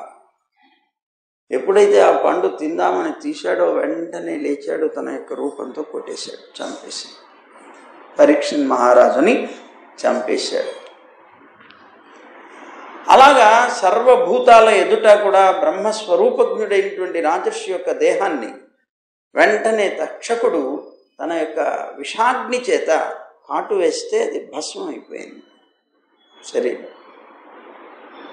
అప్పుడు భూమి మీద, ఆకాశంలో, సర్వ దిక్కుల్లో కూడాను హాహాకారాలు బయలుదేరాయట. దేవతలు, అసురులు, మనుష్యులు అందరూ కూడాను చాలా ఆశ్చర్యపోయారట. ఆ సమయంలో దేవదుందువులు మోగాయట, గంధర్వులు, అప్సరసులు గానం చేశారట. దేవతలందరూ కూడాను ఆ పరీక్షిత్ మహారాజు యొక్క శరీర ఇవేవైతే ఉంటాయో వాటి మీద పుష్పవృష్టి కురిపించారట. మహానుభావుడు ఇతను. సరే, ఈ వార్త పరీక్షిత్ మహారాజు యొక్క కుమారుడైనటువంటి జనమేజయుడికి తెలిసింది. ఎప్పుడైతే జనమేజయుడికి తెలిసిందో తండ్రి యొక్క వినాశనం, తండ్రిని తక్షకుడు చంపాడు, అంత మటుకు పర్వాలేదు. ఎందుకంటే శృంగి యొక్క శాపం ఉన్నది కనుక, శాపాన్ని, బ్రహ్మశాపాన్ని ఎవ్వరూ తప్పించుకోలేరు కనుక రాజు చనిపోయాడంటే పర్వాలేదు. కానీ తక్షకుడు అతన్ని బ్రతికించడానికి వచ్చేటువంటి కశ్యపుణ్ణి కూడా ఆపాడు అని బ్రాహ్మణులందరూ చెప్పేటప్పటికే జనమేజయుడికి విపరీతమైనటువంటి కోపం వచ్చింది. నువ్వు శాపవశాత్తు అతన్ని కాటు వేస్తావు, మళ్ళీ అతను బ్రతికిస్తే నువ్వెందుకు ఆపావు? దురుద్దేశంతో వాడు వచ్చాడు అనేటువంటి ఆలోచన వచ్చింది. అలాంటి దుర్మార్గుడైనటువంటి వాడు ఈ కశ్యపుడే కనుక వచ్చుంటే నా తండ్రి బ్రతికేవాడు, అలా బ్రతకనివ్వకుండా చేసినటువంటి వాడు కనుక దాన్ని ఎలాగైనా సరే నాశనం చేయాలనుకున్నాడు. అనుకుని వెంటనే ఆ బ్రాహ్మణులు ఎవరైతే ఉన్నారో బ్రాహ్మణులతో చెప్పారు, చేద్దాం, యజ్ఞం చేద్దాం, పట్టండి అన్నాడు. ఏం యజ్ఞం అన్నారు? సర్పయాగం అన్నాడు.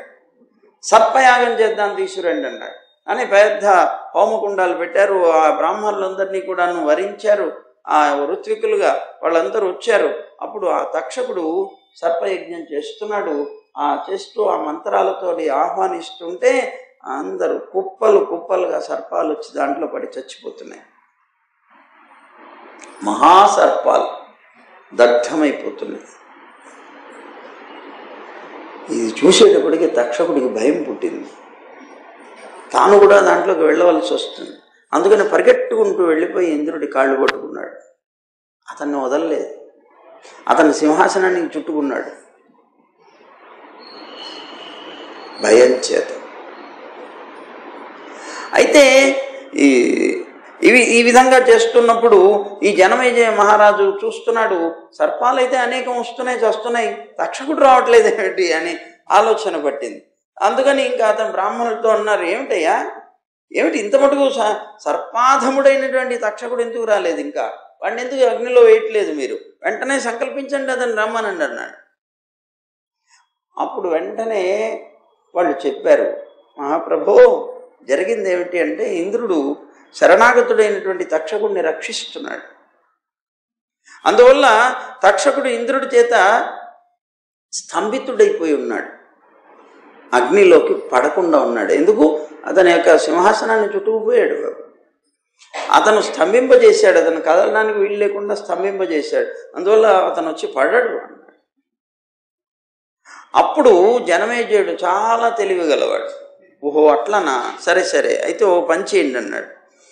బ్రాహ్మణుల యొక్క మాటలు విని, ఆహా పర్వాలేదు, ఏం పర్వాలేదు, తక్షకుడిని అతను స్తంభింపజేశాడు, ఆ తక్షకుడు వెళ్ళి సింహాసనం చుట్టుకున్నాడు, నష్టం ఏంటి, ఇంద్రుడితో సహా పడిండి అన్నాడు. ఇంద్రుడితో సహా అందరినీ కూడా అగ్నిలో పడేసేయండి అన్నాడు.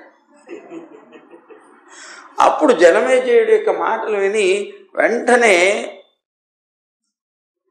ఆ ఇంద్రుడితో సహా పడేయటానికి వీళ్ళు మంత్రాలు చదువుతున్నారు.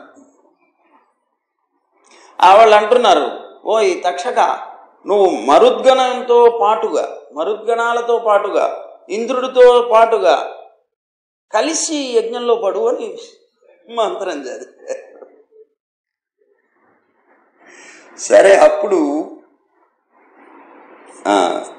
తక్షకాసు పతస్వేహ సహేంద్రేణ మరుత్వత అన్నాడు. మరుద్గణాలతో పాటుగా ఇంద్రుడితో పాటుగా తక్షకుడా తక్షకాయ స్వాహ అని పెట్టారు. వెంటనే తక్షకుడు పడిపోవాలి పైనుంచి. ఇంద్రుడు కూడా తన సింహాసనంలో కదిలిపోయింది, పడిపోబోతున్నాడు అతను.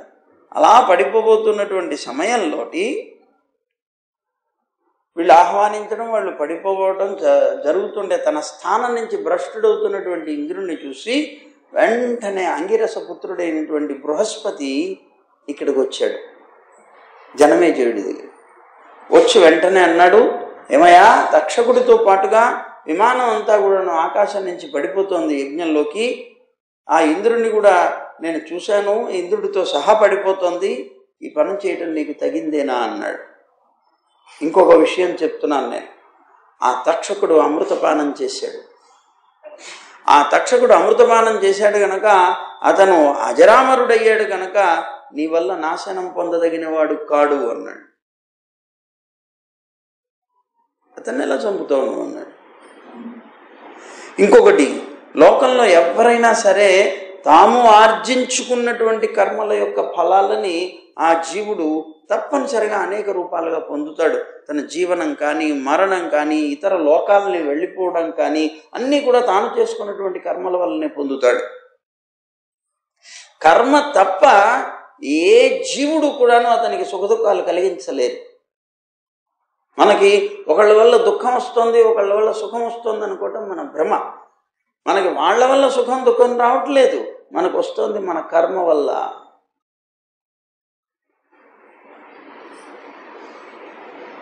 ఉపనిషత్తులో కథ ఉన్నది. గౌతమి అని ఒక తపస్విని వనాల్లో నివసిస్తూ తపస్సు చేసుకుంటుంది. అలా తపస్సు చేసుకునేటువంటి ఆమె చాలా నిష్ఠతో ఉన్నది. కానీ ఆవిడ కుమారుడు కూడా ఉన్నాడు, గృహస్థాశ్రమ ధర్మమే, కుమారుడు ఉన్నాడు. అలా తపస్విని అయినటువంటి ఆమె యొక్క కుమారుడు ఆడుకుంటున్నాడు వనంలో తిరుగుతూ. వనంలో తిరుగుతూ చిన్న పిల్లవాడు అలా తిరుగుతూ ఆడుకుంటున్నప్పుడు వనం కనుక అక్కడ తిరిగేటువంటి సర్పం ఒకటి వచ్చి కాటు వేసింది. అతను ఇలా కాటు వేస్తున్న సమయంలో అక్కడ ఒక వ్యాధుడు ఉన్నాడు, పక్షులు కొట్టేవాడు. వాడు చూశాడు, చూసి పరిగెట్టుకుంటూ వచ్చి ఆ సర్పాన్ని మెడపట్టేశాడు. సర్పాన్ని ఒక చేత్తో పట్టుకున్నాడు, అక్కడ నురుగులు కక్కుతున్నటువంటి ఈ పిల్లవాడి శరీరాన్ని పట్టుకున్నాడు, శవాన్ని, ఇద్దరిని పట్టుకొని ఆ గౌతమి దగ్గరికి వెళ్ళాడు. ఆ గౌతమి దగ్గరికి వెళ్ళి గౌతమితో అన్నాడు, అమ్మా నీ పిల్లవాడు చనిపోయాడు, ఇదిగో ఈ విష సర్పం ఏదో కాటు వేసింది, అమ్మా ఈ సర్పానికి నువ్వు శిక్ష వెయ్యి అంటున్నాడు అతను. అది గిలగిలా కొట్టుకుంటోంది చేతిలో ఉండి. వెంటనే ఆ ఉన్నటువంటి గౌతమి అన్నది కదా, నాన్న ముందు అది వదిలేయి, ఆ పామును వదిలేసేయి, అది గిలగిలా కొట్టుకుంటోంది, చచ్చిపోతోంది, దాన్ని రక్షించవయ్యా, దాన్ని వదిలేయి అంటోంది పాపం గౌతమి. అయ్యో పిచ్చిదానా, నువ్వేమిటి ఇలా మాట్లాడుతున్నావు తల్లి, ఇదిగో ఈ ఉన్నటువంటి సర్పమే కాటు వేసింది మీ పిల్లవాడిని, చచ్చిపోయాడు మీ పిల్లవాడిని చంపినటువంటి ఆ పాముని రక్షించమంటావేమిటన్నాడు. అంటే అప్పుడు గౌతమ్ అన్నది, నా పిల్లవాడిని చంపింది ఆ పాము కాదయా అన్నాడు. అరే నేను చూశానమ్మా, నా కళ్ళతో నేను చూశాను, నేను చూస్తుండగానే కాటు వేశాడు. యథార్థంగా నువ్వు చూస్తున్నప్పుడు కాటు వేసినా కూడా ఆ పాము కాదు అతన్ని మృత్యువుకి కారణం అన్నది. అప్పుడు ఈ పాముకి కొద్దిగా ధైర్యం వచ్చింది. వెంటనే ఈ పాము ఉన్నది, అమ్మా నిజమే, నేను కాదు కారణం. వెంటనే ఇతను అన్నాడు, నువ్వు కాకపోతే ఇంకెవరు అన్నాడు. అంటే వెంటనే అది అన్నది కాలం అన్నది. కాలం నన్ను ప్రేరేపించింది. కాలం నన్ను ప్రేరేపించడం చేత నేను వచ్చి కాటు వేశాను.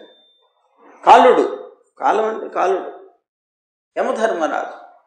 దాని మృత్యు సమయం వచ్చింది, నన్ను కాటు వేయమని అతను ప్రేరేపించడం చేత నేను కాటు వేశాను, అంతే తప్పించి నాకు దీంతో సంబంధం ఏం లేదన్నది. వెంటనే ఇలా అంటూ ఉండగానే కాలుడు వచ్చాడు అక్కడికి. ఆ కాలుడు యమధర్మరాజు వచ్చాడు. వచ్చి, నువ్వు నా మీద చెప్తున్నావేంట్రా, నేను నిన్ను ప్రేరేపించాను, నేను నా స్వతంత్ర బుద్ధితో నేనేం ప్రేరేపించలేదు, అతని పూర్వ కర్మ ఏదైతే ఉందో అది నన్ను ప్రేరేపించింది, నేను ఇతన్ని ప్రేరేపించాను, అందువల్ల చంపాను, నేను దీనికి కారణం కాదన్నాడు. ఈ పశువులు కొట్టుకునేవాడికి ఆశ్చర్యం వేసింది, బిత్తరపోయాడు. ఆవిడకైతే తెలుసు, అది ఆవిడ తపస్విని కనుక వీడికి అర్థం కాలేదు.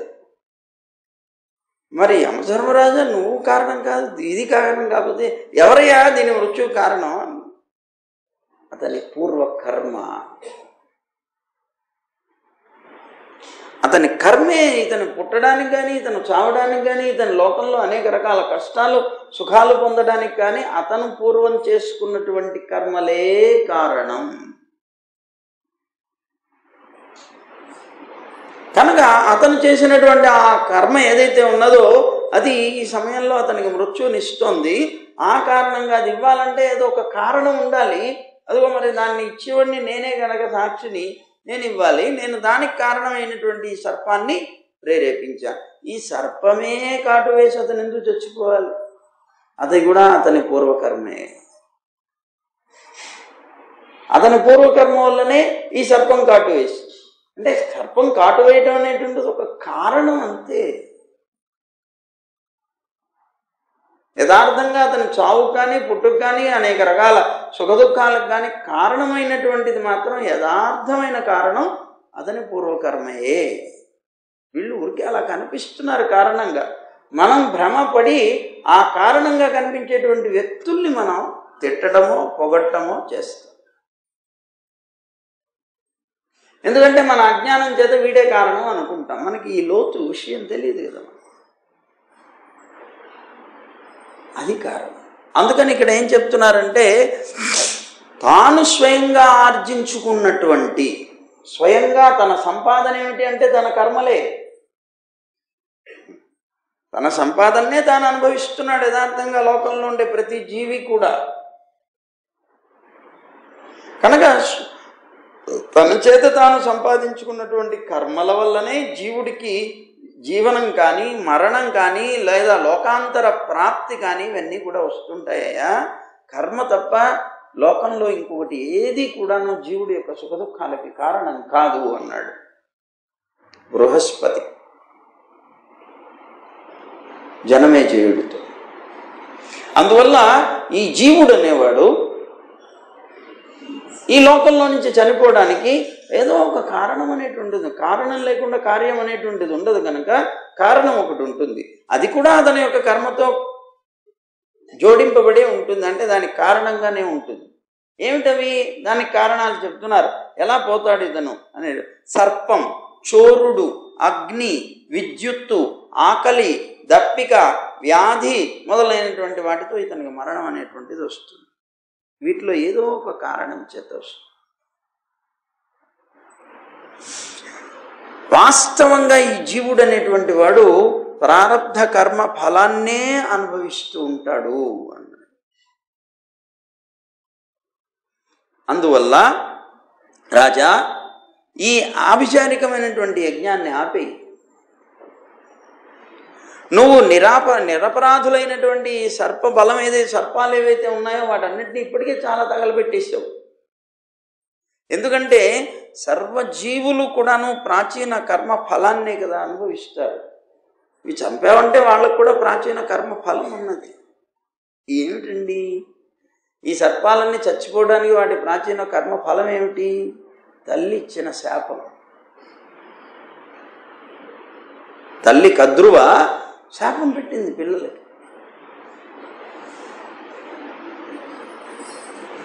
ఎందుకు?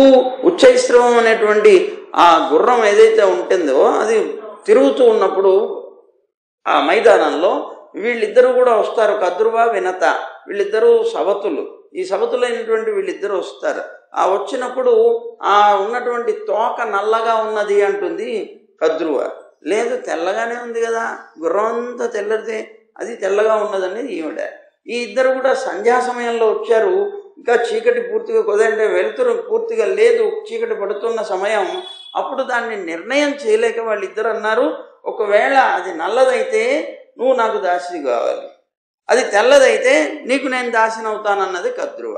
ఎందుకంటే ఎప్పటి నుంచో ఆవిడ మీద సవతులు కదా, మరి ఓ లోపల ఉన్నటువంటి ఉడుకు ఇవాళ బయట పెట్టింది. సరే మంచిది అలాగే అన్నది ఆవిడ. వెళ్ళిపోయింది వినత. పాప అమాయకురాలేవిడ.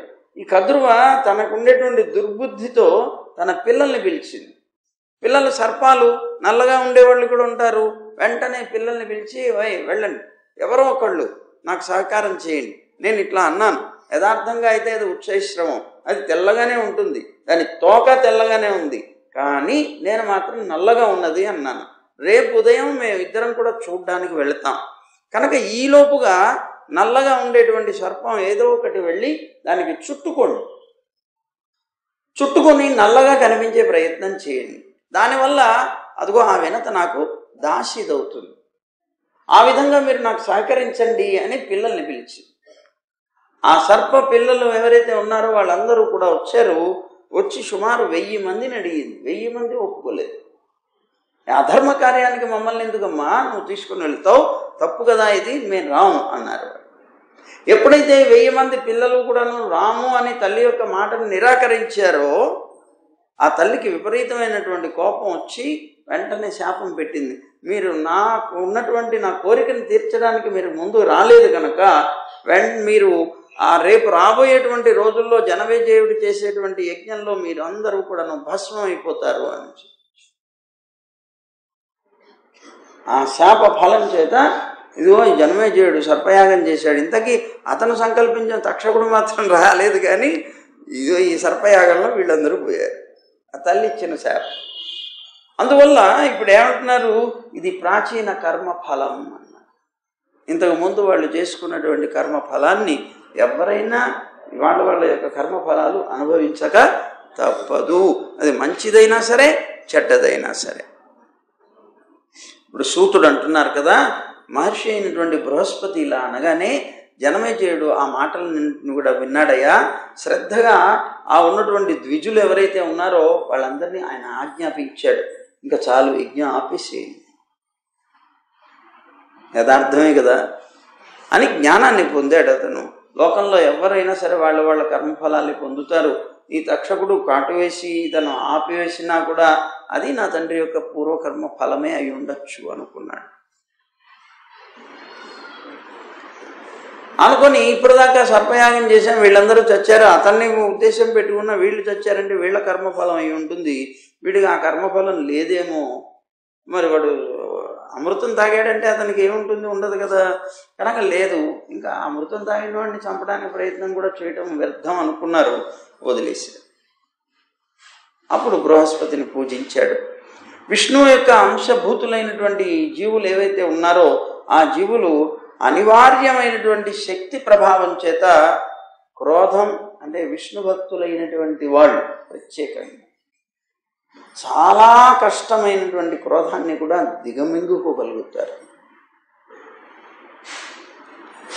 అలాగే దానివల్ల వచ్చేటువంటి ఆ క్రోధం మొదలైనటువంటి వాటి వల్ల అవి వచ్చేటువంటి రజోగుణం వల్ల కనుక ఆ గుణాల వల్ల వచ్చేటువంటి దేహము, ఆనందం, ఆత్మ, జ్ఞాన రూపమైనటువంటి మోహాన్ని పొందరు వీళ్ళు.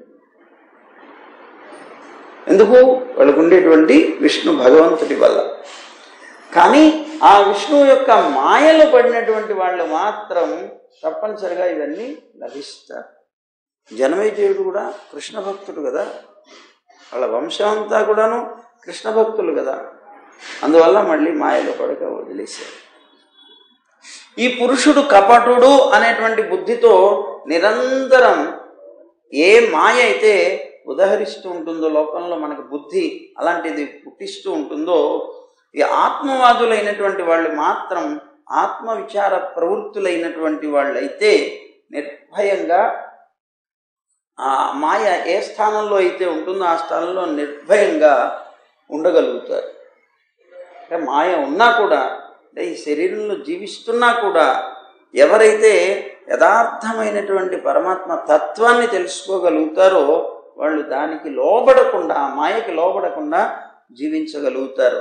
ఏ ప్రదేశంలో అయితే మాయా ఆశ్రితమైనటువంటి వాదం ఉంటుందో, సంకల్ప వికల్పాలు కలిగినటువంటి మనస్సు ఉంటుందో, అదిగో అది కార్యవర్గంతో పాటు కర్మ, అలాగే సాధింపదగినటువంటి ఫలము ఎక్కడైతే ఉండవో అలాంటి పరిస్థితులు ఎట్లయితే కలుగుతాయో వాళ్ళకి ఆత్మస్వరూప జ్ఞానం అనేటువంటిది లేదు అని తెలుసుకోవచ్చు అన్నారు. కనుక మునులైనటువంటి వాళ్ళందరూ కూడా ఈ ఆత్మస్వరూప జ్ఞానం పొంది దానివల్ల ఈ అహంకారం అనేటువంటి దాన్ని నిరసించి విశేషంగా క్రీడించాలి అని బృహస్పతి ఆయనకు ఉపదేశం కూడా చేస్తున్నాడు. పూర్వం చెప్పబడినటువంటి ఏ వస్తువు అయితే, అంటే ఇలా పరమాత్మ యందు పరిపూర్ణమైనటువంటి భావంతో జీవనం సాగించేటువంటి ఏ వస్తువు అయితే సమాధిలో ఉంటుందో అలాంటి పురుషులు, ఆ పురుషుల చేత ధ్యానాదుల ద్వారా వాళ్ళ యొక్క హృదయంలో, ఆ హృదయ పుండరీకంలో పరమాత్మ చేరి ఉంటారో, అనన్య భావం కలిగినటువంటి అలాంటి పురుషులు లోకంలో చూసేటువంటి ఏ వస్తువుని కూడా ఇది నాది అని భావించరు. ఆ పరమాత్మ యొక్క పరిచయం మనసుకి అయి పరమాత్మని నిలుపుకోగలిగినటువంటి వాళ్ళు లోకంలో ఏ వస్తువునైనా నేతి నేతి నేతి నేతి అని తోసిపారేస్తారు. నేతి నేతి అంటే నెయ్యి అనుకోకండి, నా ఇతి అన్నమాట. నా ఇతి, నేను పొందదగినటువంటి వస్తువు ఇది కాదు, ఇది కాదు, ఇది కాదు, ఇది కాదు. తనకి ఏ వస్తువు లభించినా నాకు ఏకైక వస్తువు కృష్ణుడు తప్ప మరి ఇంకొక వస్తువు ఏది నేను పొందదగింది కాదు అనేటువంటి భావంతోనే జీవిస్తారు అని అంటున్నాడు. అలాంటి వాళ్ళు ఆ వస్తువునే శ్రేష్టమైనటువంటి వైష్ణవ పదం అని కూడా భావిస్తారు. దేహం అలాగే గృహం మొదలైనటువంటి వాటి చేత పుట్టింది, అహంకార మమకార రూపమైనటువంటిది, అలాంటి రూపాలతో కూడినటువంటి దుర్జనత్వం అంటే చెడ్డ లక్షణాలతో కూడినటువంటిది ఏదైతే ఉంటుందో, ఈ గుణాలు ఏవైతే ఉన్నాయో అవి లేకుండా జీవించేటువంటి వాడు విష్ణు యొక్క పరమస్వరూపమైనటువంటి స్వరూపాన్ని తెలుసుకోగలుగుతాడు. అలాగే దేహం వల్ల గృహం వల్ల పుట్టినటువంటి అహంకార మమకారాదులు ఏవైతే ఉన్నాయో అవి వాటి వల్ల కలిగినటువంటి దుర్జన స్వభావం, దుష్ట స్వభావం కలిగినటువంటి వాడు మాత్రం పరమాత్మని పొందలేడు అని అన్నాడు. పరమాత్మ ఇంద్రియాలు లేనటువంటి వాడే అయినా కూడా స్వాభావికంగా జ్ఞానం కలిగిన వాడు. అది జీవుడే అవుతున్నాడు కదా. జీవుడికి కూడా ఇంద్రియాలు లేవు. ఇంద్రియాలు లేకపోయినా అతని యొక్క రూపం ఏం చెప్తున్నాం? జ్ఞానస్వరూపం అంటున్నాం. జ్ఞానమే ఆకారం కలిగినవాడు. అలాగే పరమాత్మ కూడా స్వాభావికమైనటువంటి జ్ఞాన విశిష్టుడై ఉన్నవాడు. ఆయన శ్రవణేంద్రియ వృత్తులు లేకపోయినా, అంటే ఆయనకి చెవులు లేకపోయినా ఏమీ లేకపోయినా అతను మాత్రం అన్నిటినీ కూడాను తెలుసుకోగలుగుతాడు. అవ్యక్తమైనటువంటి ఓంకార ధ్వనిని వినగలుగుతాడు. ఈ ఓంకారం అనేటువంటిది హృదయాకాశంలో ఆత్మ నుంచి వెల్లడవుతుందిట. హృదయాకాశంలో ఆత్మ నుంచి ప్రతి వారికి కూడా ఓంకారం అనేటువంటి శబ్దం వెల్లడవుతూనే ఉంటుందిట. అందుకే ఈ మధ్యకాలంలో ఎప్పుడో ఒకసారి సూర్యుల్లో నుంచి ఓంకార శబ్దం వినిపిస్తుంది. నాసా వాళ్ళు ఆ సూర్యుల్లో నుంచి ఓం అనేటువంటి శబ్దం వినిపిస్తున్నట్లుగా దాని రికార్డు కూడా చేసి ఇచ్చారు. ఒకసారి ఎప్పుడో చూపించారు మనవాడు.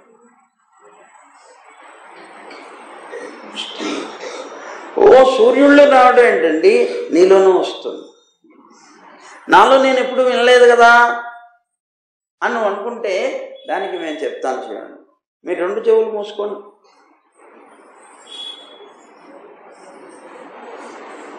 అలాగే ఉండండి. మీ లోపల నుంచి ఏదైనా సౌండ్ వస్తుంటుందా? వస్తుందా?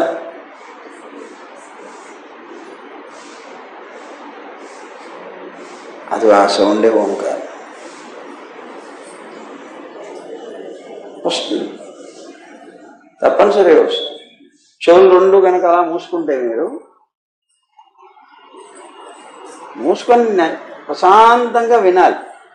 అలా వింటే ఓం అనేది వస్తుంది, శబ్దం వస్తుంది. అదిగో అలాగా ఈ విధమైనటువంటి ఓంకారంలోనే అకారం, ఉకారం, మకారం అనేటువంటి 3 వర్ణాలు ఉన్నాయా. ఈ 3 వర్ణాలే 3 గుణాలకి కారణాలు. సత్వరజస్తమో గుణాలు, అలాగే ఋగ్వేద, యజుర్వేద, సామవేదాలు అనేటువంటివి, ఇవన్నీ కూడా వాటి నుంచి పుట్టాయి. వీటితో పాటుగా భూలోకం, భువర్లోకం, సువర్లోకం అనేటువంటి 3 లోకాలు కూడా పుట్టాయి. అలాగే మనకుండేటువంటి 3 అవస్థలు ఉన్నాయి. జాగ్రత్త అవస్థ, స్వప్నావస్థ అనేటువంటి, సుషుప్తి అవస్థ అనేటువంటి 3 వృత్తులు కూడా, 3 అవస్థలు కూడా ఇది ధరించి ఉన్నది. అన్నీ పుట్టింది ఓంకారం నుంచి అన్నారు.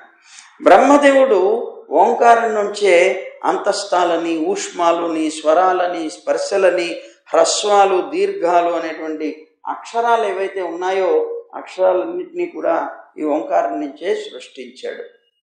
ఆ తర్వాత చతుర్ముఖ బ్రహ్మ ఎవరైతే ఉన్నారో అతను చాతుర్హోత్ర కృత్యాలు ఏవైతే ఉంటాయో, అంటే యజ్ఞ సంబంధమైనటువంటి కృత్యాలు ఏవైతే ఉన్నాయో వాటిని ఉపదేశం చేయడం కోసం 4 ముఖాలతోటి ఈ ఓంకార ద్వారంగానే ప్రణవాలతో కూడుకున్నవి, వ్యాహృతులతో కూడుకున్నటువంటి 4 వేదాలని సృష్టించాడు ఈ ఓంకారం నుంచి.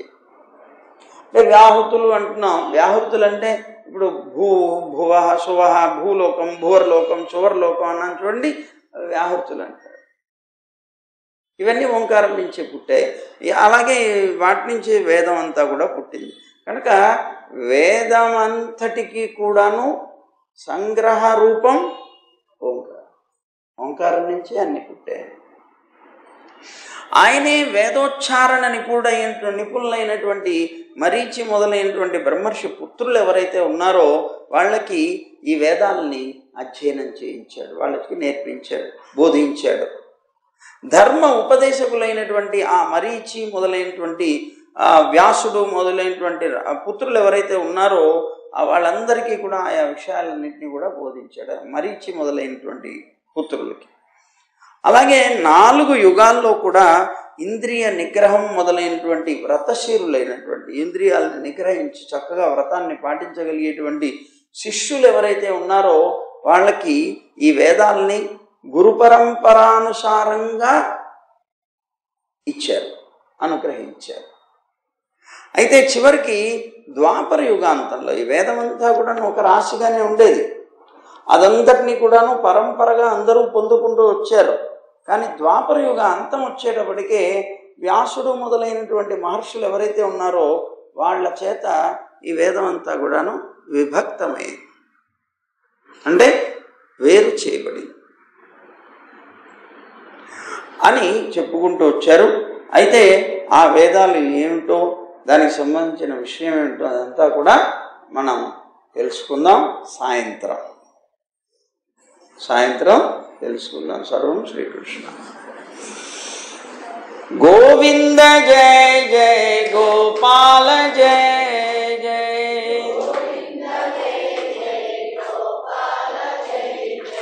రాధారమణ హరి గోవింద జయ జయ,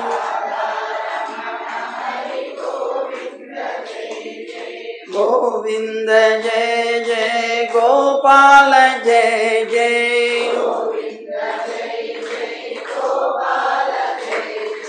राधारमण हरि गोविंद जय जय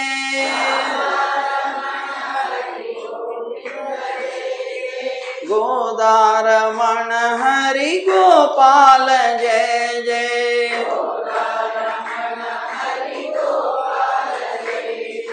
गोविंद गोविंद गोविंद जय जय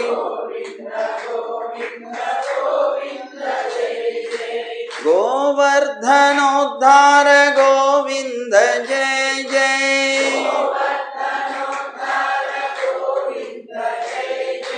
गोपी मनोहर मुकुंद जय जय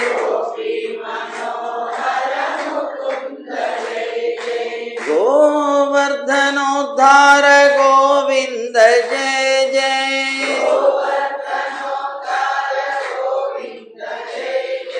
गोपी मनोहर मुकुंद जय जय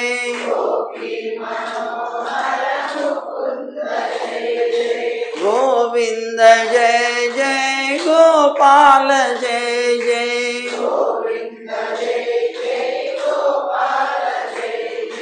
गोविंद जय जय गोपाल जय जय